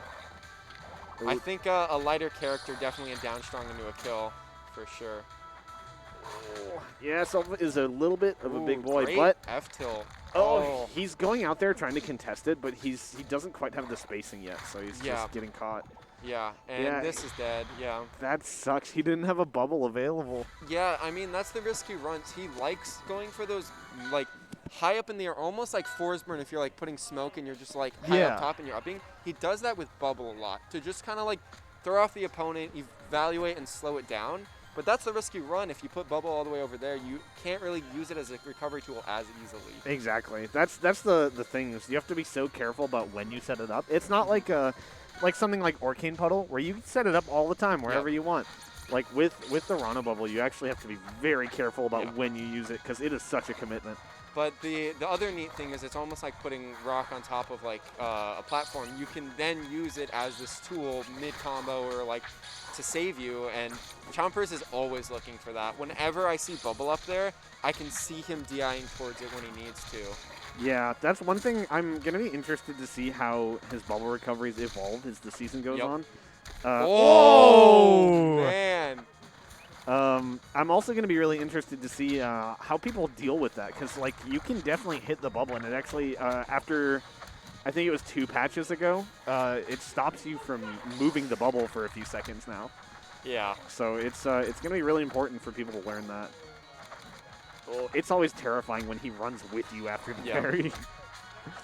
He loves just like moving around that platform and just threatening with those like either up air cancels or like those quick bears. It's so scary too because you try to contest and he just runs off the side and he reverses it because he's Chompers and he'll do anything and it's just a bear instantly in your face. Not to be confused with the bear, a bear. It's true. It's true. There we go. He just like refused to kill him for a minute. Just kept throwing out up airs. This is a close one. It's gonna be real interesting if Sawtooth. Oh! That was 35. It's so scary. We've lost visual on the tooth. It's true. And I mean, like, you see it on that Endless Abyss game, and you're like, oh man, he just SD'd for that. Why would he do that? I mean, that's why. You can lose a 30% stock, and you can take a 30% stock. And if you get that down, and you can just get one of those stocks, like, this whole game flipped upside down from that one, like, play. Whoa! That neutral was insane. Yeah. Oh, The that needle boost into the. barely missed. That was actually. I wish it hit. To be honest, that was kind of really tight. Yeah. Oh, Looking for that second up air, doesn't get it. Oh my God, the presence of I mind. hate him. The presence of mind on Chompers. Oh my God. His situational awareness is fucking insane. Yeah.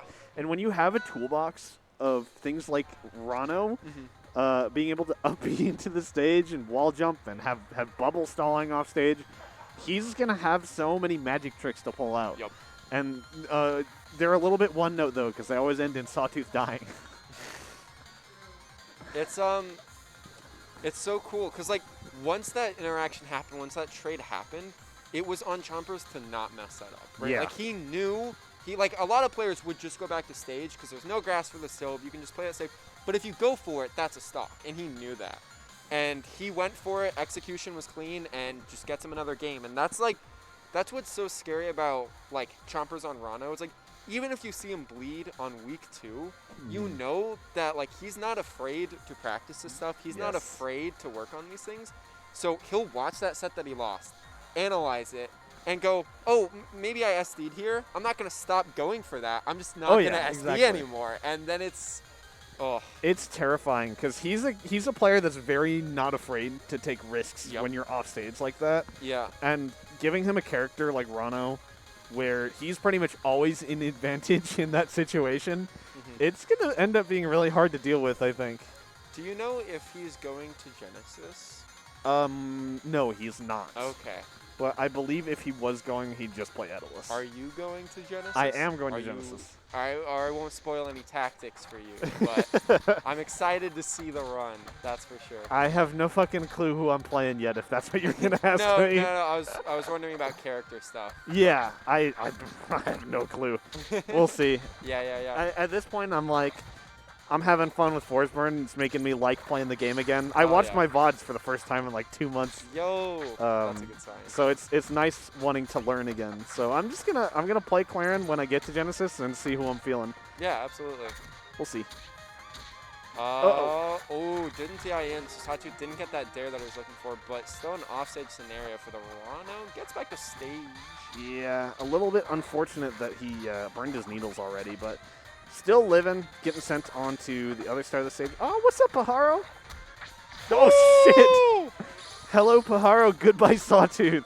Yep. Even it back up fast, though. And this is Game 5. And this is loser quarters. You don't often see these players in loser quarters. So you do not. This is a very big win regardless. So yeah, this is the 1 in 3 seed, by the way, on losers quarters. So it's we're having a tournament for sure. yes, we are. And oh my God!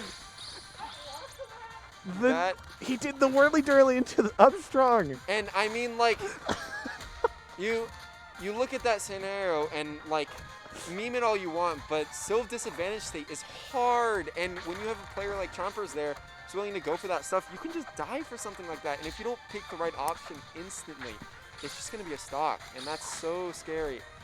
That's kind of the thing, too, is he wants you to pick an option instantly. Yeah. Because, I mean, we saw it. Sawtooth took 60% for just trying to up me back to stage. 90%. Another edge guard here could be death.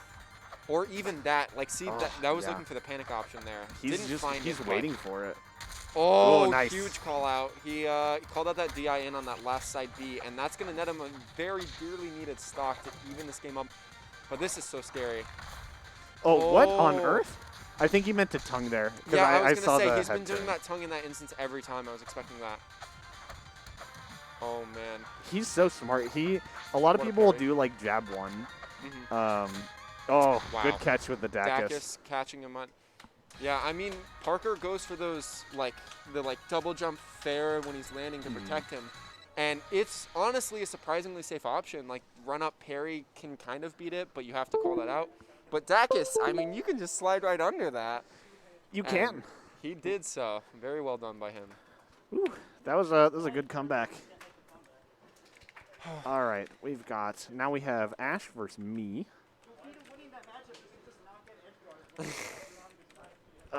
Just don't get hit off stage. Force burn, dream. All right, got a meet Ash winners finals. That's one you don't see very often, actually. That's usually like a winner semis. It's honestly, you guys don't even play that often in winter semis. Yeah, we never really get to. Yeah, it's me and you. I already put you on for player 1. I got you. Wop, wop, wop. And so now we have Chompers in Bread in Losers, which is the 1 and the 5. Very normal thing you see all the time.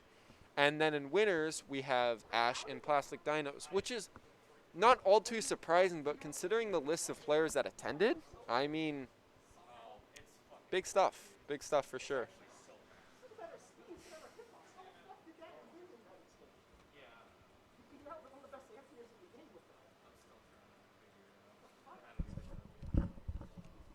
Rano has really good aerials.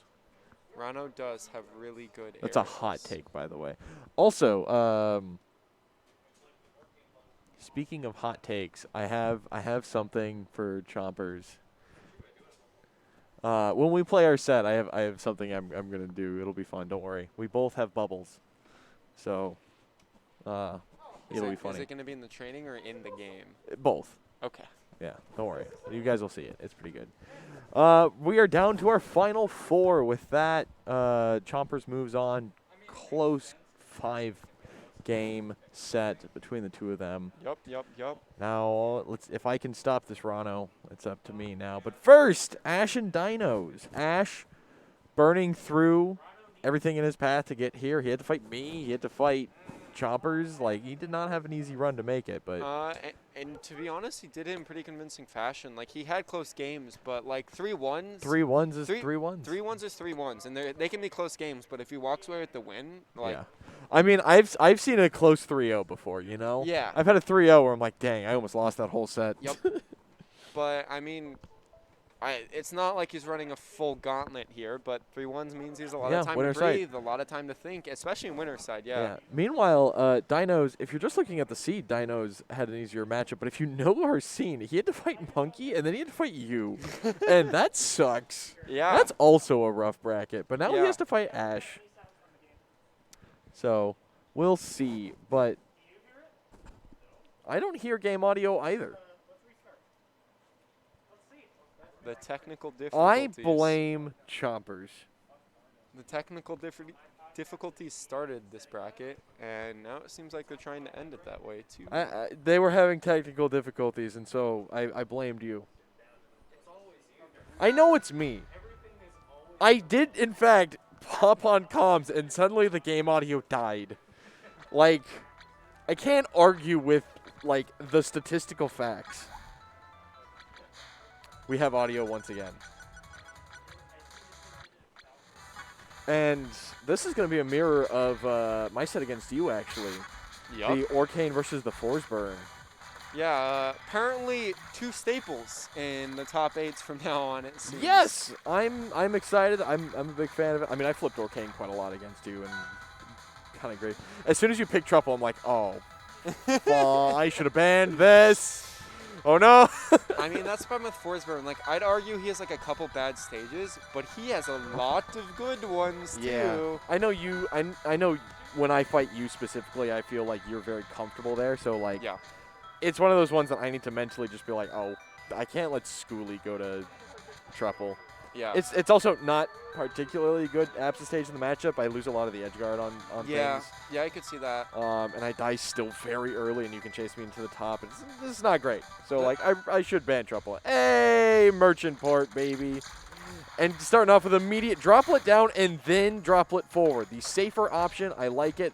It's like it respects your opponent's ability to just run up parry, so that like can't take that away from you. So no matter what, you have a droplet either way. But also, it's like you want to just open up with droplet in the middle. You don't want to start with it like halfway between, just underneath you. You want it between you and the other player and controlling middle of the stage. And these are two different players in our set, but I'm really interested to see how that kind of droplet interaction goes, because I feel like that was the story of our set a lot of the time, was you getting in with that forward droplet. It's all you need, dude. It's my forward air. It's quite literally my forward air. Honestly, I've never thought about it that way. It is my forward aerial option. Ooh, that is not the DI, and that's gonna net Dinos. Ooh, the bubble butt was just enough, but it is negative because Dinos is low enough and able to just hold down. So Dinos notoriously comfortable against Ash, but also not usually playing Forsburn against him too. No. So I wonder if that shakes things up.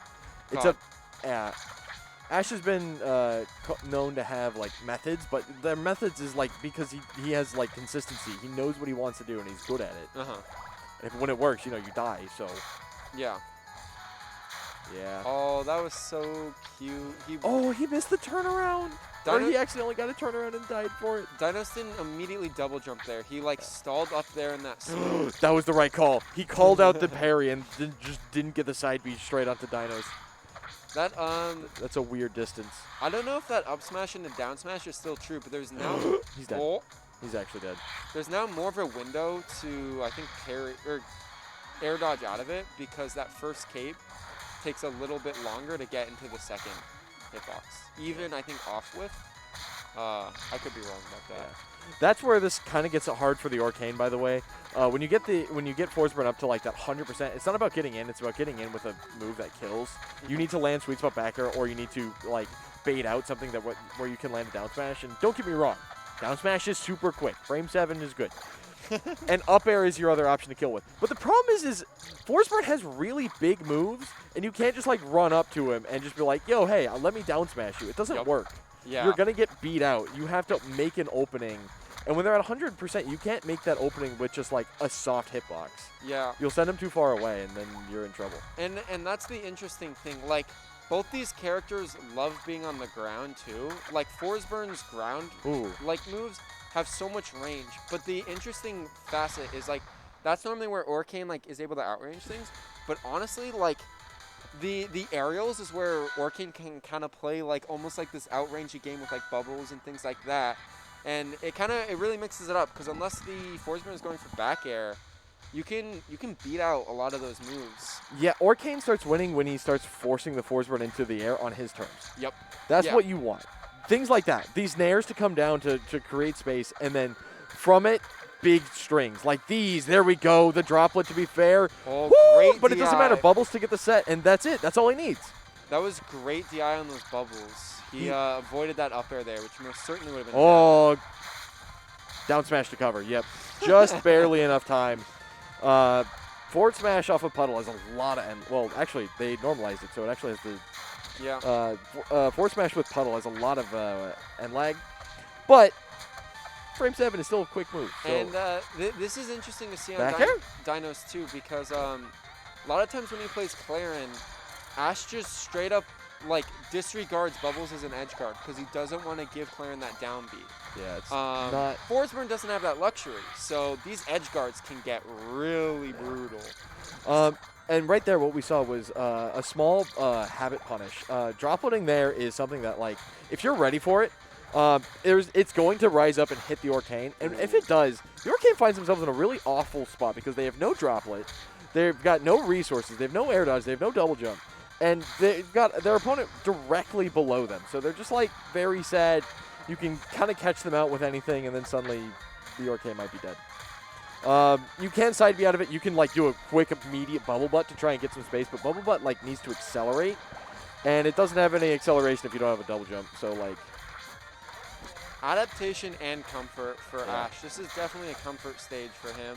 Yeah. And honestly, a lot of the comfort seems to be in these edge guards. Like that's where I've been seeing a lot of this percent be racked up. It's a lot. Dinos needs to just choose right. And the air is almost always not the right option in this matchup. You do not want to be caught airborne. If you can avoid it, there it is. He jumped into that, yep. Yeah, and Ash is never afraid. He's like, if he has Ash a will lead, throw that move out. Yeah, if he has a lead, especially, but even whenever. Do you know what he'll you know what just the be thank like, you Ash is? What is that? Thank you Ash is the I'm going to throw out an up smash. I think a lot of players when I do a lot of things. Oh yeah, I hear you say thank you Ash all the time. Thank you Ash is I throw out an up smash and I killed someone way earlier than I would otherwise because I'm just like, right, Ash told me to just up smash here, and you know what? Sometimes it works.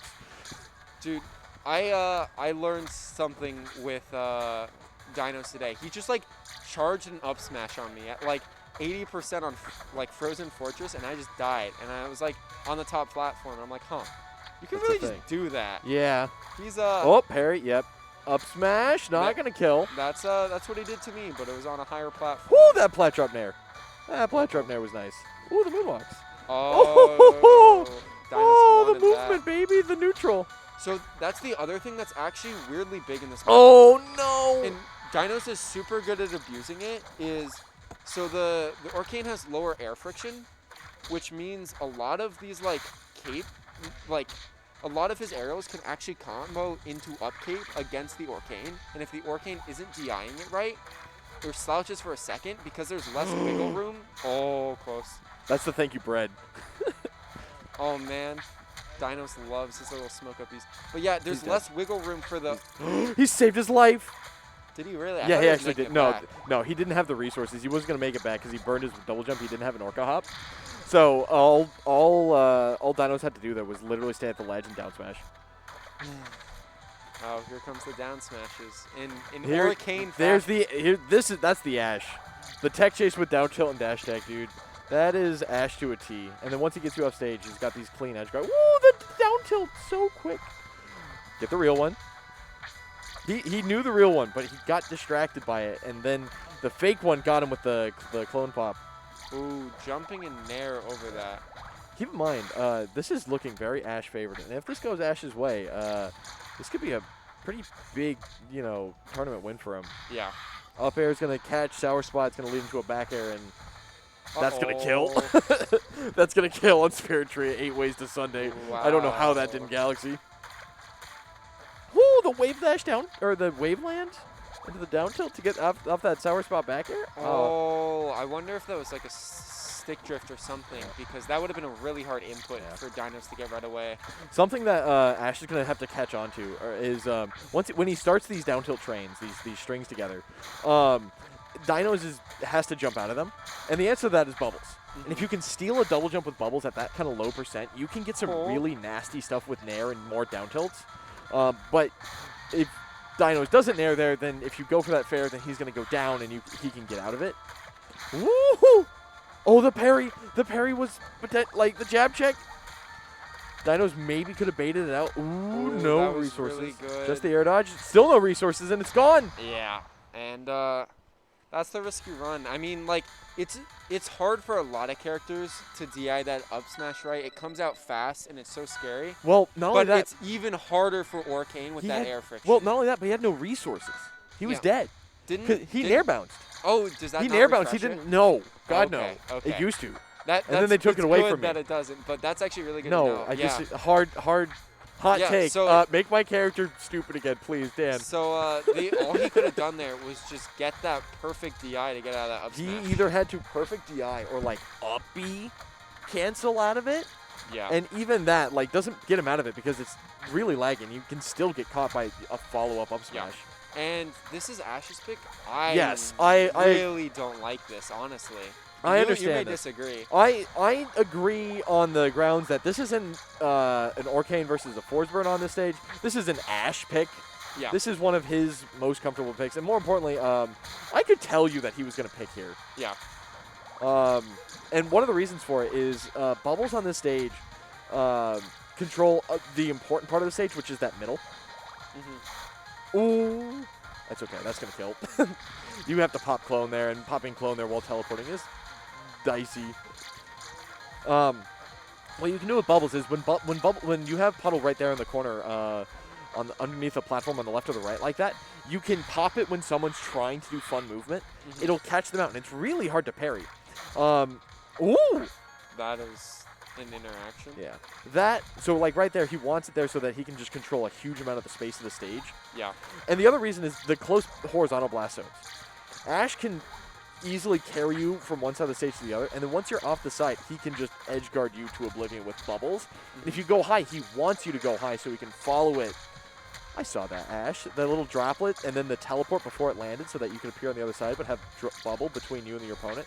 I saw that. That was cute. That's a thing. Also, the low ceiling just makes, up air kill. Yeah. Orcane is not opposed to killing early off the top. And I will say much of why I don't like the stage for Orcane is also maybe why Ash wants it. It's that Forsberg is so comfortable on those platforms, moving between those platforms and just playing above the Orcane with these really fast, like aerial. Ooh. There it is. Oh, he didn't get it with the sploosh spleesh. He was. Oh my God. He's Oh fishing my so God. hard. He needs to stop fishing. Okay, that was a. Or he can fish harder. Either way, like Dinos will fall for it. Great presence of mind for that confirmed. That is going to Galaxy. Got him. And this is 1-1 last stock. Ash's last winner side Potentially, stock. yes. Potentially. But I would not count him out of this. No, Comfort pick, this is even full game. Even, and whew. But yeah, like you said, on this stage, if you're caught lacking on those top platforms as Forsberg, you can just die to an up air so early, or to a down smash, or do so many things. So it's a risk-reward thing, and right now it's back and forth. I can't say it's one favor or the other, but it's close. That was a fantastic parry. Ooh, he air dodged up. That's scary, but the down tilt was able to beat it out. That's so fast. Yeah, He gets the smoke out of there so that Dinos doesn't get the options. Picks left and not right. That's not going to kill just yet. It's so hard for Orcane to get out of those. That will, Oh, that was great spacing from Dinos. Fantastic spaking. Very committal option, that dash deck, and the down smash is going to punish it right away. Ash is still in it. He will move on. He will move down where he will fight the winner of Chompers and myself, which is going to happen right now. Ooh. Dinos winners grand side. Very excited. I know what I said.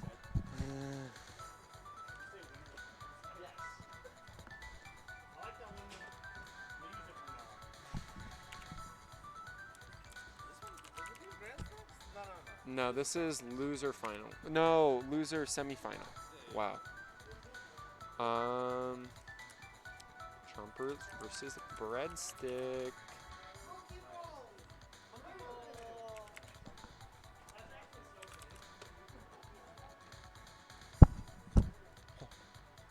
Sorry if anyone heard me hit the mic. I have no idea what skin Chompers uses. I'm gonna put in red Orcane because I'm calling it. We are getting a red Orcane on this one.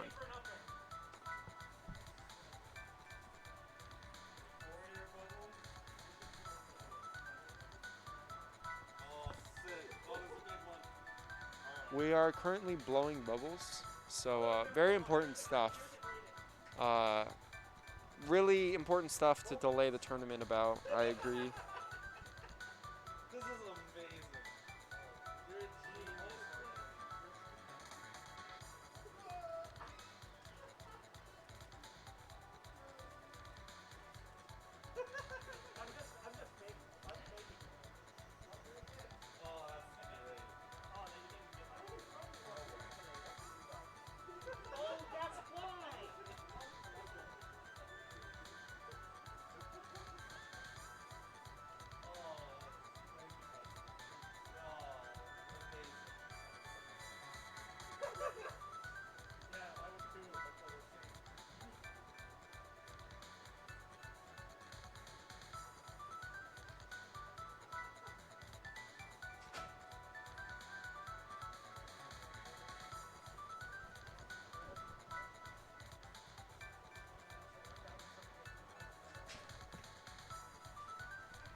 I'm not sure what we're waiting on right now. I think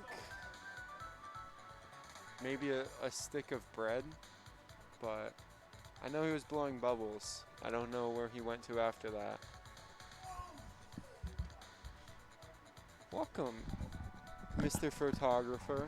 Oh, this scene's so great. That was great. Yeah, I don't know if you saw on stream, but Breadstick bought a thing of like bubbles. Yeah. Yeah. Does a little Arcane Gaming in the venue? I think they may have sent me that. Yeah. Yo. I didn't even see that. Thank you, Throne Orc, if you are still here. Are you looking for people to say mean things about you? No. Who's saying mean things? He Everybody. was just scrolling up in the chat. I usually do that.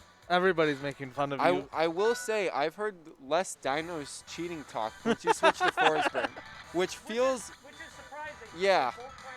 Actually, there was a lot of them. We just banned every one of them. I, Because they don't understand that my Forsburn is probably better than my players now. I'm on an honest mission to convince everyone Forsburn does in fact cheat. He's fine. You're saying that as if a lot of people don't know. Pretty easy mission. I feel like I'm succeeding so far, yeah.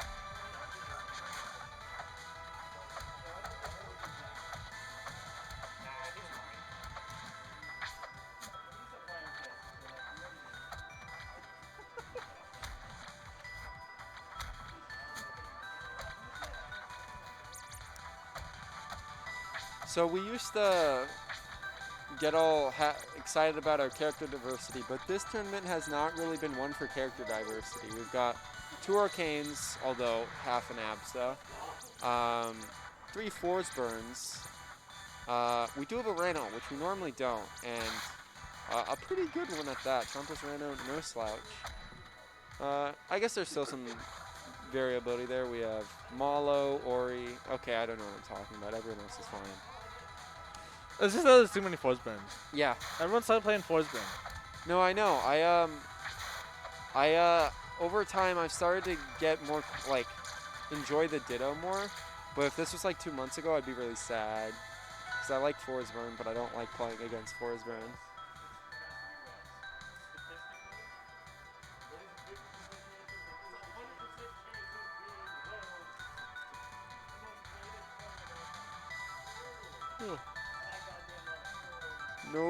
No, that's not true. We had a polar bear rep here. We had Sal, who played game 1 of the tournament against Monkey Magic. So if you want to see polar bear rep, watch the VOD. It was a good set. He traveled an hour down. He normally isn't able to get down here for tournaments, but he made it this time, and it was really fun having him.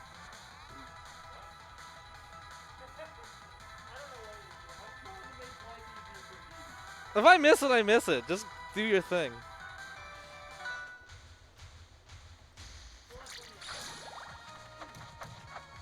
Okay, Rano Orcane, but different Orcane, same Rano for this tournament. Oh, that's a little unfortunate. Yeah, Brett's just gonna wait it out. He's just gonna down tilt it. That's a great option for Rano, but Chompers has been doing it just a little bit too high. Oh, that's a good tongue. That's so much damage. That might even be a dead Arcane. Oh, great space. Oh, it almost worked. I think he was trying to wait for a parry, but didn't quite get it. Oh, that's it. Yeah, great Oh! I think Chompers, or Breadstick might have been able to live there. That was close. parry. Yeah, Because that didn't sweet spot. yeah. Ooh, into bubbles again. Oh, he tried to bubble him out. That's really clever, but Chompers just not quite in the right place. Down tilt.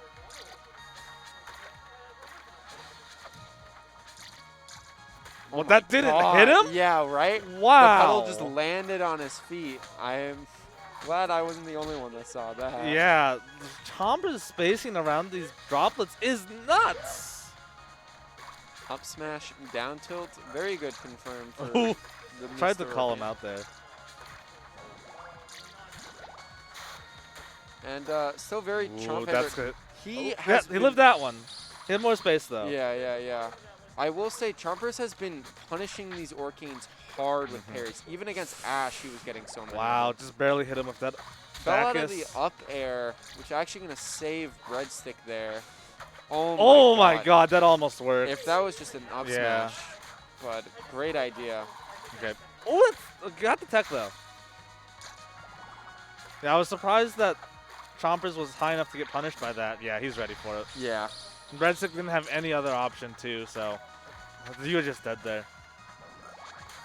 But close game for sure. Gonna Brett do it brought ag- that second stop back. Ooh, nice down strong. But yeah. You just kind of got to hope that the Rano misses the tech. This is a great comeback from Breadstick. Oh my god, I thought he was dead for a second.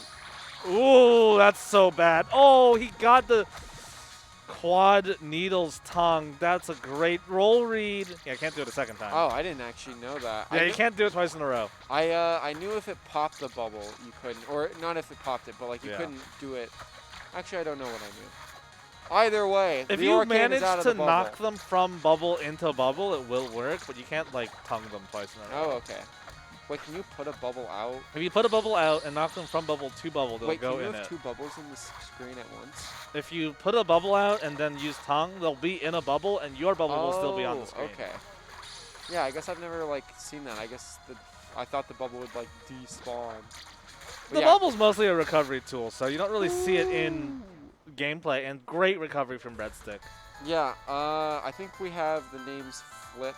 Yes, we do. So I will fix that real quick. And by we, I mean I did that. My bad. Does that not do what I think it should do?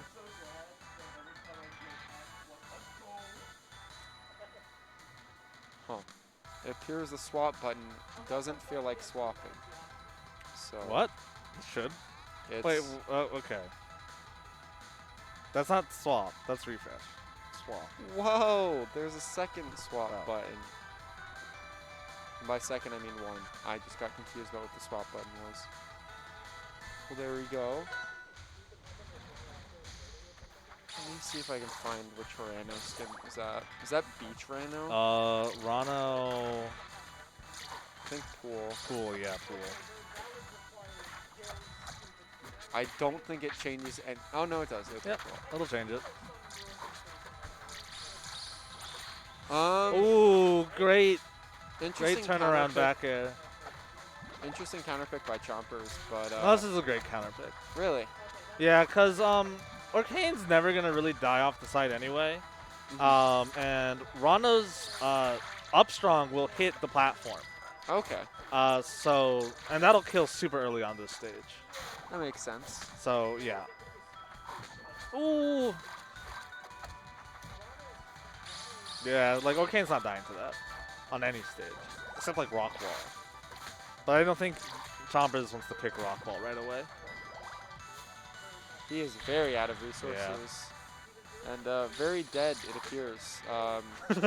Oh, needles. Breadstick taking the first stock and the first game of the set. It's Nice looking- parry, down strong. Yep. Yeah, I mean, that seems to be the killer, and how Chompers is choosing to deal with these Arcanes is Yeah. just those parry, Parry rhythms. down strong. If you can get a tech read with down strong, or like Dacus will get you plenty of That was kills. a very quick up air to call him out. He knew Yeah. exactly where he was going there. Side B on ledge. Ooh, does not nice miss tech. those. He is so fast with Yeah. that. I mean, he's gotten a lot of practice with Edalus. He knows what he's doing for those. Ooh, Oh, that Dacus. great dash attack. That might have been. He might have been trying to get Dacus there. Ooh, this is pretty bad. Great bubbles from Breadstick. Oh, I like what Breadstick was trying to mix him up there. He was expecting the recovery out of it, was trying to catch it with down, up strong. Oh, that was so smart from Breadstick. He knew that his Yeah. side B would get refreshed off the bubble, so he purposely side B'd short into it, But so he could get a free side B reset. closer Chompers was towards definitely stage. ready for it though. Yeah, no, for sure, and didn't overcommit from Chompers. One thing I want to see Breadstick do more in this is I'm seeing Chompers go for these like bubble setups Yeah. pretty frequently and then side B. But what he'll do after side B is he'll wall jump and then start charging needles Yeah. to punish Bread while he waits there. If Bread just throws out a bear while he's charging needles there, it could net him a really early stock if he calls it out in the right situation. Ooh, that up tilt, but Chomp. Oh, my that's big. god. Chompers is doing this really smart thing where if he's in a corner and Bread is boxing him out with bubbles, Breadstick will see that and recognize that he has an opportunity to use tongue to get through This is that very wall. scary. It's so scary. No! Oh! You gotta wonder what was happening there, because, I mean, he fast fell with down air, which makes me think maybe even down air wasn't the input he was going for, just trying to fast fall another move. And that is 2-0 for Breadstick. Running away a little bit. Whether or not that was a little bit of a flub, it doesn't change the fact that he is one game away from beating the one. The one would be going out loser semifinals. That'd be pretty huge. Definitely a crazy start to the season. That is for sure.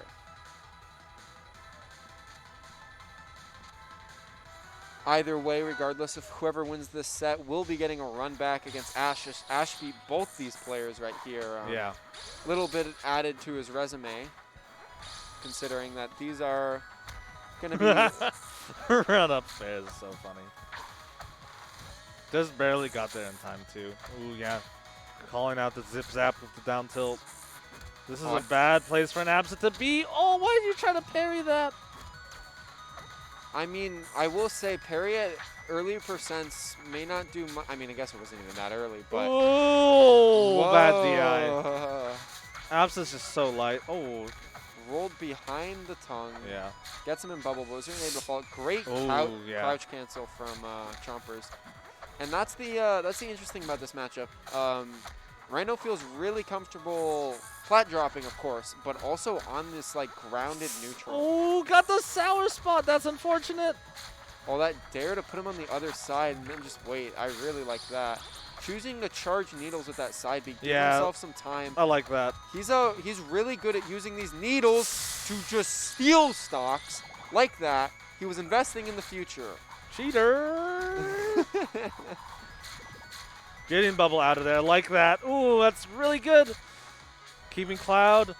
Oh, out of resources. This is really bad. Oh, but misses the punish. Yeah, I think that might have been a fair. Just doesn't input the jump before the smash attack. So, gonna live a little bit longer on the Rano. Oh, that was great. Getting right under the Thunder line, but misses the bubble punish.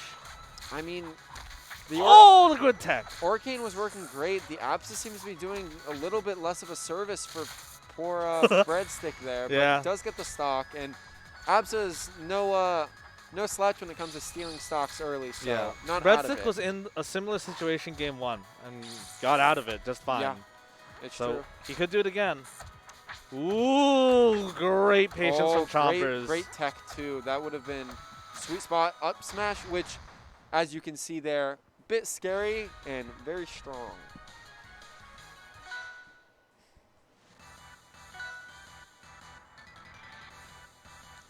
Oh, I was going to... You're good. Yeah, I want to...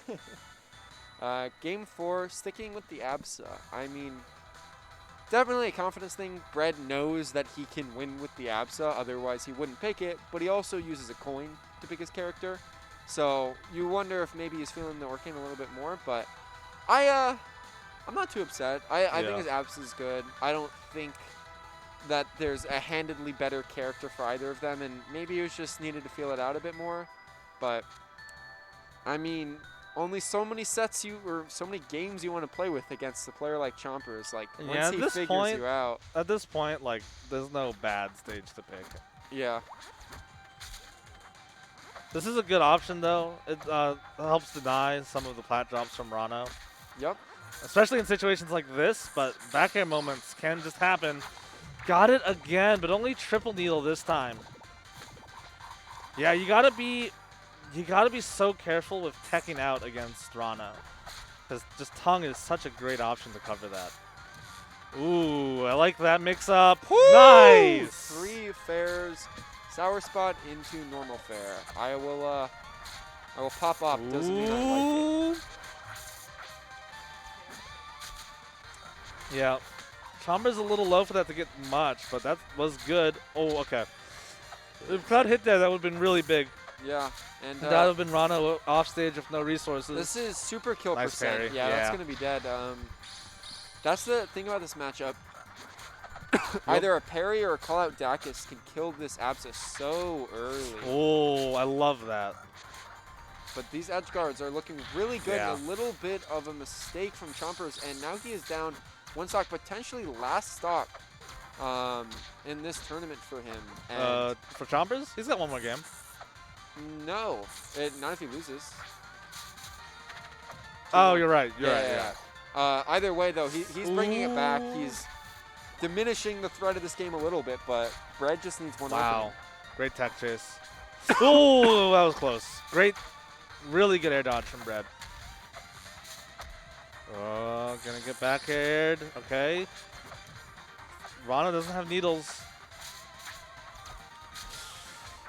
Punish the parry. Misses the up air. This Misses is- another up air. Yeah, a little bit of spaghetti going on for both Yeah. of them, but they're just both searching for this kill as soon as they can. But Red does have another stock. Win for down air 1 into up strong. That does work sometimes, but didn't this time. Zap Soup. Down Oh. strong's not enough. Yeah, Up. There's a Dacus to Dacus. call him out. And Yeah. this is scary. We've seen Chompers take so many 30% stocks. Ooh, Like, this is bad.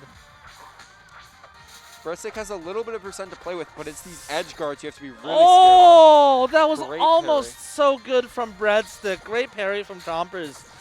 He knew the tongue was coming to catch that tech out, so Oh. he went off stage and came back. Forward strong is the worst move. scared. He is getting so many parries right now. Oh! Breadstick gets it.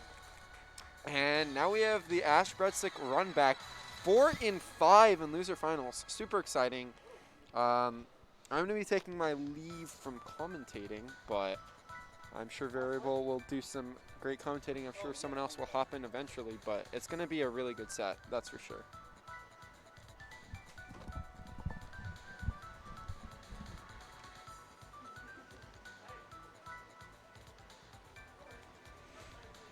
It was 3-1.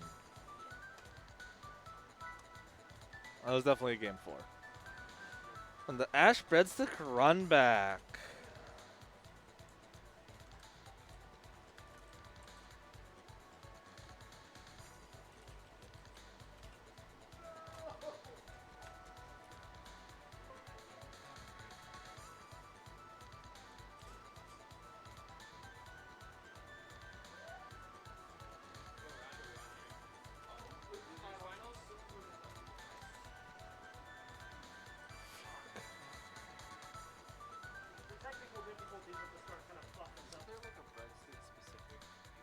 Yeah, there should be.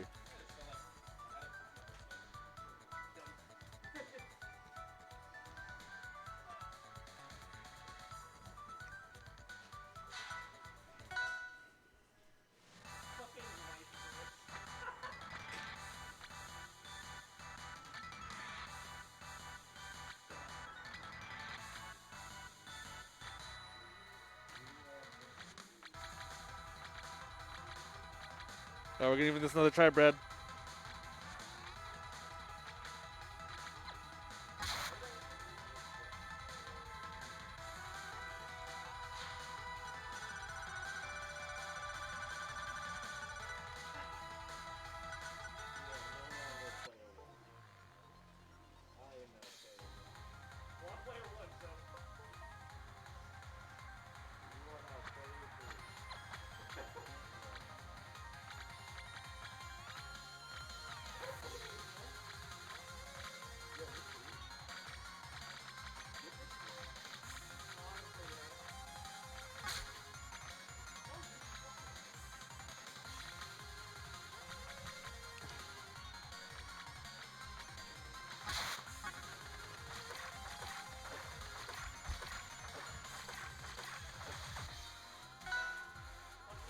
All right, we got the ABSA first. Oh, this is losers finals. I'll fix that. So, there we go. Losers finals. All right. Ooh, which one are we gonna get? All right, Merchant Ports.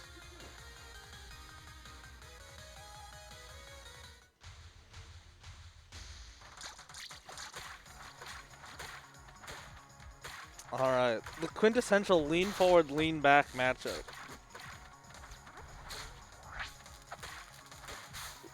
Great tech chase from Ash. This edge guard is still going, but Cloud is going to get Breadstick back to stage. He's not going to get too much of a reversal, though, thanks to Puddle. Now it's Bread's turn to get this tech chase. Great parry from Ash. Upstrong's not enough to kill. And I got Dinos joining me. Forward strong? Aww. That's me. Thinking it would be another forward air. Ooh. Oh, back air. So it's actually super interesting we get to see this twice today because we never get to see this. I know, right? Ooh, that was so good. What? Why are you still in chat? I thought you were coming over. What the fuck? Anyways, so I believe the one game that Bread took was on the ABSA in Winner's Sign, which is not too surprising. True. See you next week. They've always had like a bit of a back and forth every game with the Ditto, but Ash pretty much always takes it. So it's interesting. It's always an interesting matchup. Oh, barely got that. He was like pixels away from being able to attack. Oh, these bubbles are so good, but Absa able to zip zoop past them. Down strong to call out the dash attack. Great parry! Oh, had enough time to get the Dacus. He was trying really hard to get the edge cancel on the top platform there because he was dead no matter where he landed. And you could tell because Ash is very good at waiting and just reacting and picking the right option, especially in situations like that. Oh, back. Okay. Not quite enough. But this combo is still going, but Droplet going to get Ash out of this situation and into an edge guard. Oh, no tech. Yep. Ash taking game one pretty solidly.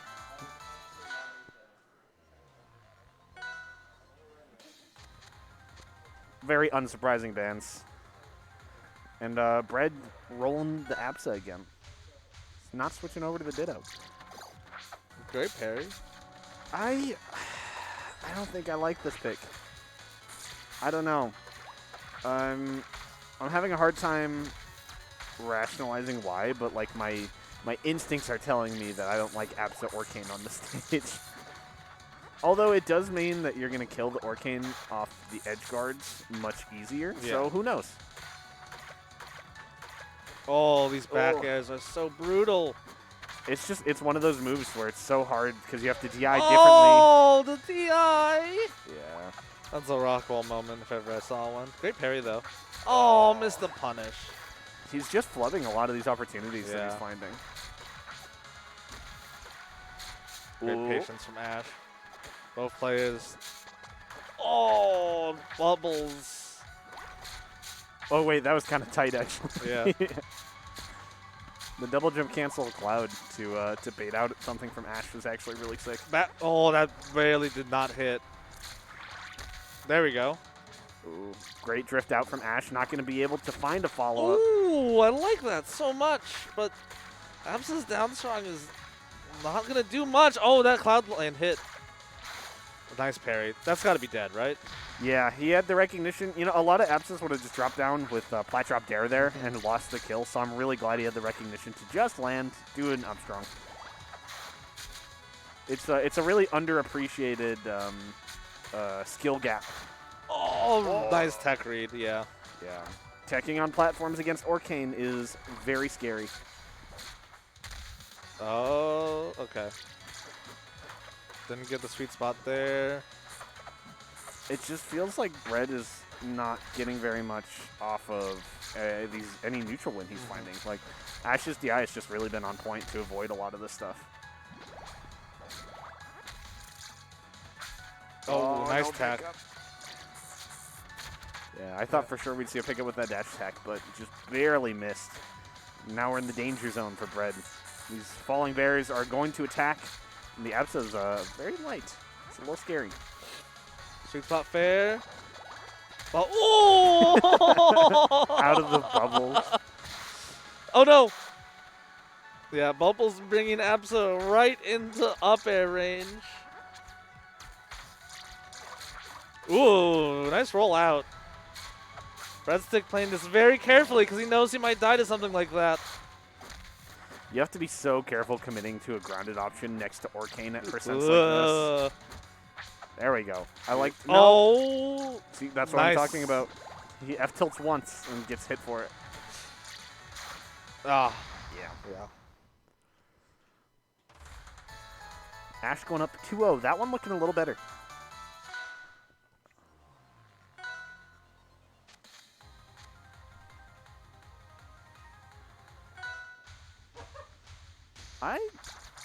Interesting. All right.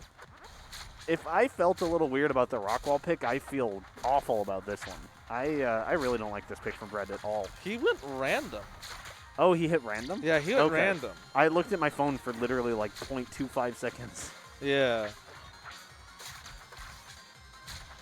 All right, well, So, oh, go ahead.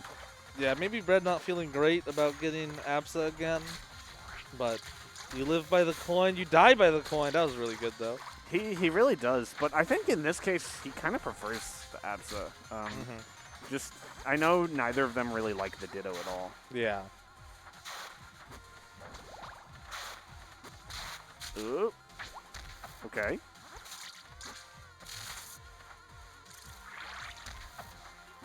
Yeah, that was great drift to avoid any kind of up air follow-up.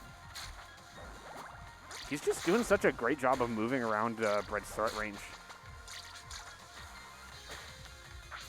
Oh, the panic. Oh! Oh!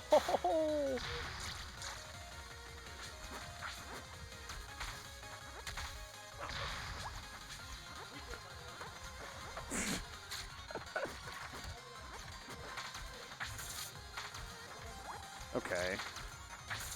Brett actually getting a little bit of a lead here, but this stage is so scary because you're against a character that you're not really going to be able to escape his combos because of how flat everything is. And he's really good at controlling both platforms at the same time. And if you have to fight him on the ground because you don't have the greatest plat drops as Absa, like it's hard. But so far, Brett's making the best of it. That was a little bit ambitious. Definitely too ambitious. Oh, I like using Cloud Pop there to cover an approach. Ooh. Yeah, it's a great use of the cloud for sure.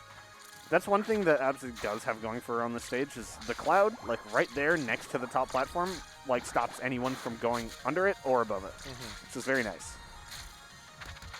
Nice, down strong. It's not going to kill an Orcane, though. Oh, nice droplet, yeah. I wish he was more confident in the bubble parries. I know they're... Oh, he missed it! That is unfortunate. Oh! Why didn't he teleport? Because Bread was Did he right there miss it? waiting. Okay. Yeah, he wanted to cancel, do some sort of shenanigans to make it back without getting killed, but it was really difficult. Just tried to do something fancy and just didn't quite work out. Didn't have the resources. But both players at one stock each, and ooh, nice. This is going to even up the stock. Oh my God, these sweet spots are on point right now. Yeah. Down tilt. Oh, just a little too low for that cloud. Oh, that's trades. Definitely keeping Ash a little bit in pressure right now, but oh! There it is. Yeah, beautiful conversion from Ash. Gonna send Bread packing at third though. Very nice. 5th seed getting 3rd place, pretty good. And also beat Chompers, which he lost to last week. Yeah. So good stuff. Definitely a good result. On my way. What's up?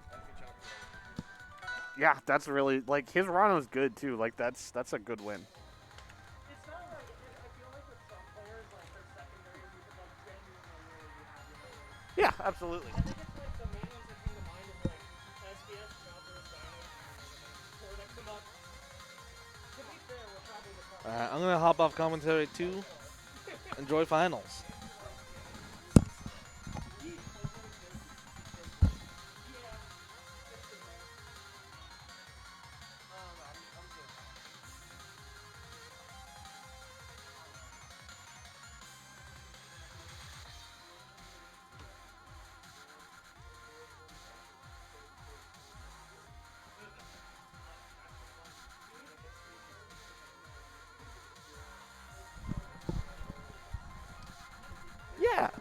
Yeah, no, he caught me out. I don't know. That down tilt was close. So I still would have had to drag it back, and it was tight. Matchup's really fun. And I don't get to play it very often, which is why I'm very glad I flipped the apps 3 times. Hindsight's 20/20 in all things. I could have done certain things. Ash definitely could have won earlier. But yeah. One of the things about that matchup, though, is if you get the parry as Apsa, I don't have the freest confirm because I have to get a super low back air if I want to get him with back air, and if I want to kill him off the top, I kind of need to be in position right, and I need to parry the right move. Otherwise, I'm not going to have time to get an up smash out, just because Apsa can't get over there in time a lot of the time for some moves. So, like,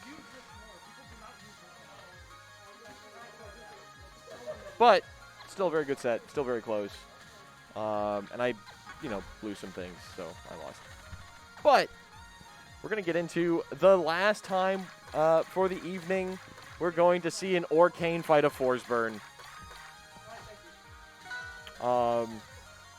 It has not been the first time we have seen this matchup. It has not been the second. It will be, in fact, the run back between Ash Dinos. And this was, I don't want to say convincing in Dino's favor, but like it was pretty potently Dino's favor. Also, shout outs to all the people who came in from Thornork stream. Hello. We love you, Torque. You're the best. You're my guy.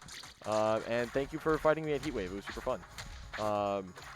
And I hope next time I will get to pop off on you just as hard as you popped off on me, because it was awesome.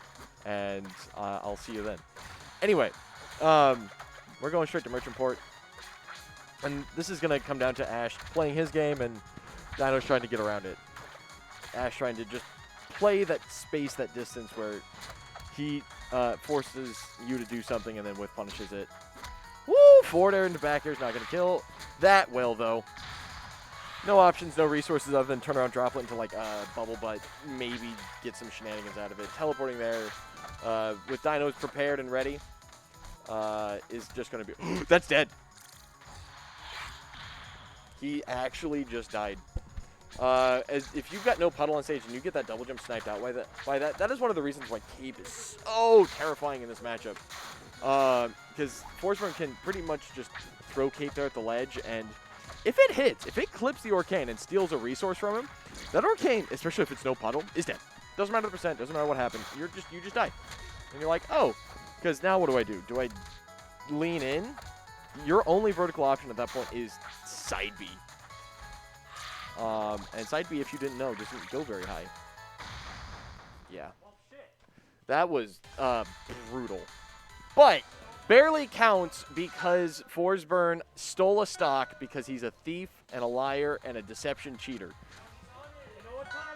Hey, Julesville, it's Ash. We all know, well, actually we don't know which of the ones he's going to go to, but Julesville is a very safe pick.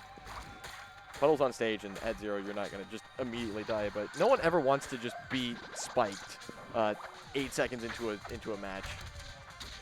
That's into a game, I should say. That's rough. Woo! Got the bubbles going the other way, but no resources, no puddle on stage. Getting back. George coming in clutch, getting the clone set up. I actually really like how Dinos has used clone so far this game, just because. Oh, never mind. I take it back. Teleporting, doing some silliness. The weight, Dinos is in his head. Dino said, "It's 9:45. Got to go home. Got to get Dan out of here." He tried to clear that smoke out with bubbles, and the bubbles were just barely not in place to take it out. That's tragic. Belly hit and down smash, not going to connect either. Ash is fishing. Ash! All right, that one's on you, buddy. That one you should have hit. Oh, that'll kill. That'll 100% kill. Yeah, I got it. Ash versus Dinos. Oh, it's already in here. Just no one hit save. Whoops. Sorry. And that's Forsburn Dream, I believe. Yeah, it's already in there. just wasn't saved, and there was no L and W, so I'll add that in super quick. But yes,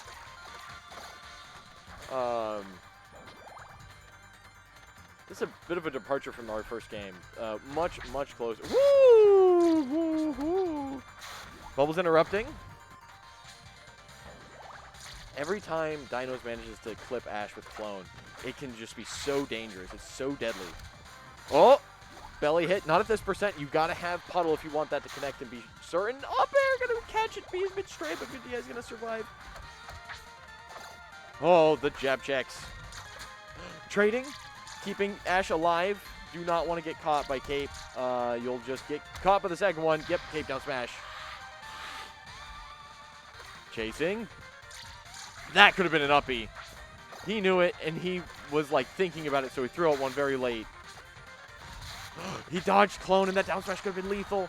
Once again, Ash is in his mode of he's going to just keep pressuring and then eventually just throw out a down smash and it'll kill. Because Orcane kill options are consistent. Frame 7 and with punishing. With also frame 7. And a hard read. But he knows he doesn't really need to farm for more percent. If he can just find that move, if he can just find the opening. Ooh. What's the punish? It's still going. Droplet gone. Only about 30% on that teleport punish. Not the. Ooh! Oh! He got away with murder. And by murder, by he, I do mean Ash.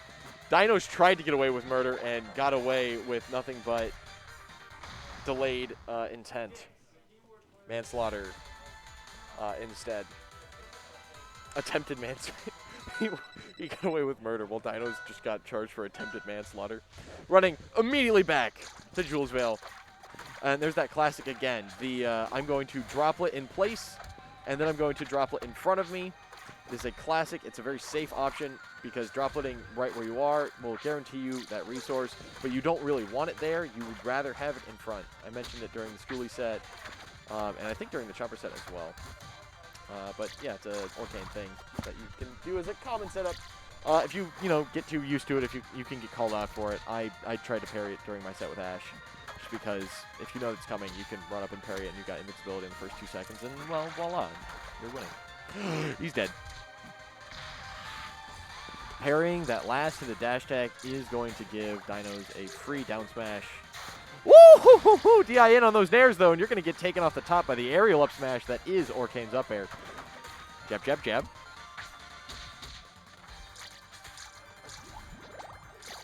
Yeah, that's a risk. Oh, he...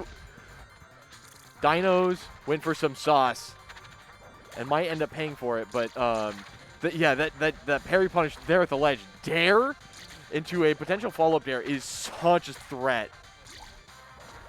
Those of you who have been here for long enough definitely know what that can lead into. Woo! Forcing options. Bubbles to punish. And up smash to clean it up after that parry on the over-eager, aggressive Dinosaurus. Trying to make it back to stage. And this is looking like Ash has grabbed some momentum. He's finally found some room to breathe, to pressure. He's just able to get in enough. Up air, there it is. You're welcome, Ash. That's the down smash up air, because sometimes it really is just that easy.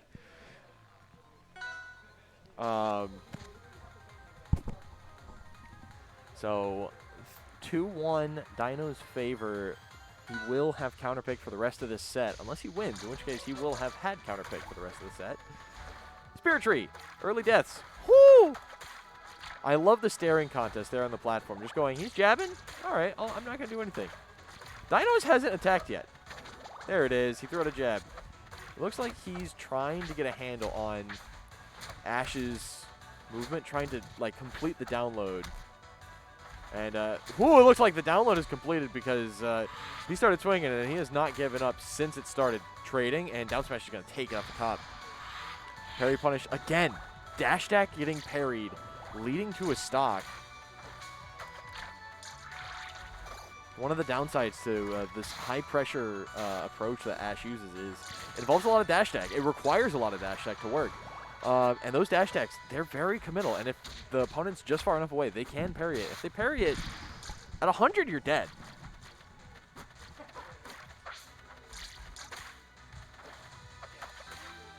Yep, there's the F tilts and the jabs. Down tilts, trying to limit the dash attacks, holding on to them for when the tech chases start. Getting rid of the clone, saying bye to Ivan. Ivan's on the left, I believe. The dare to come through. Clone saving Dinos.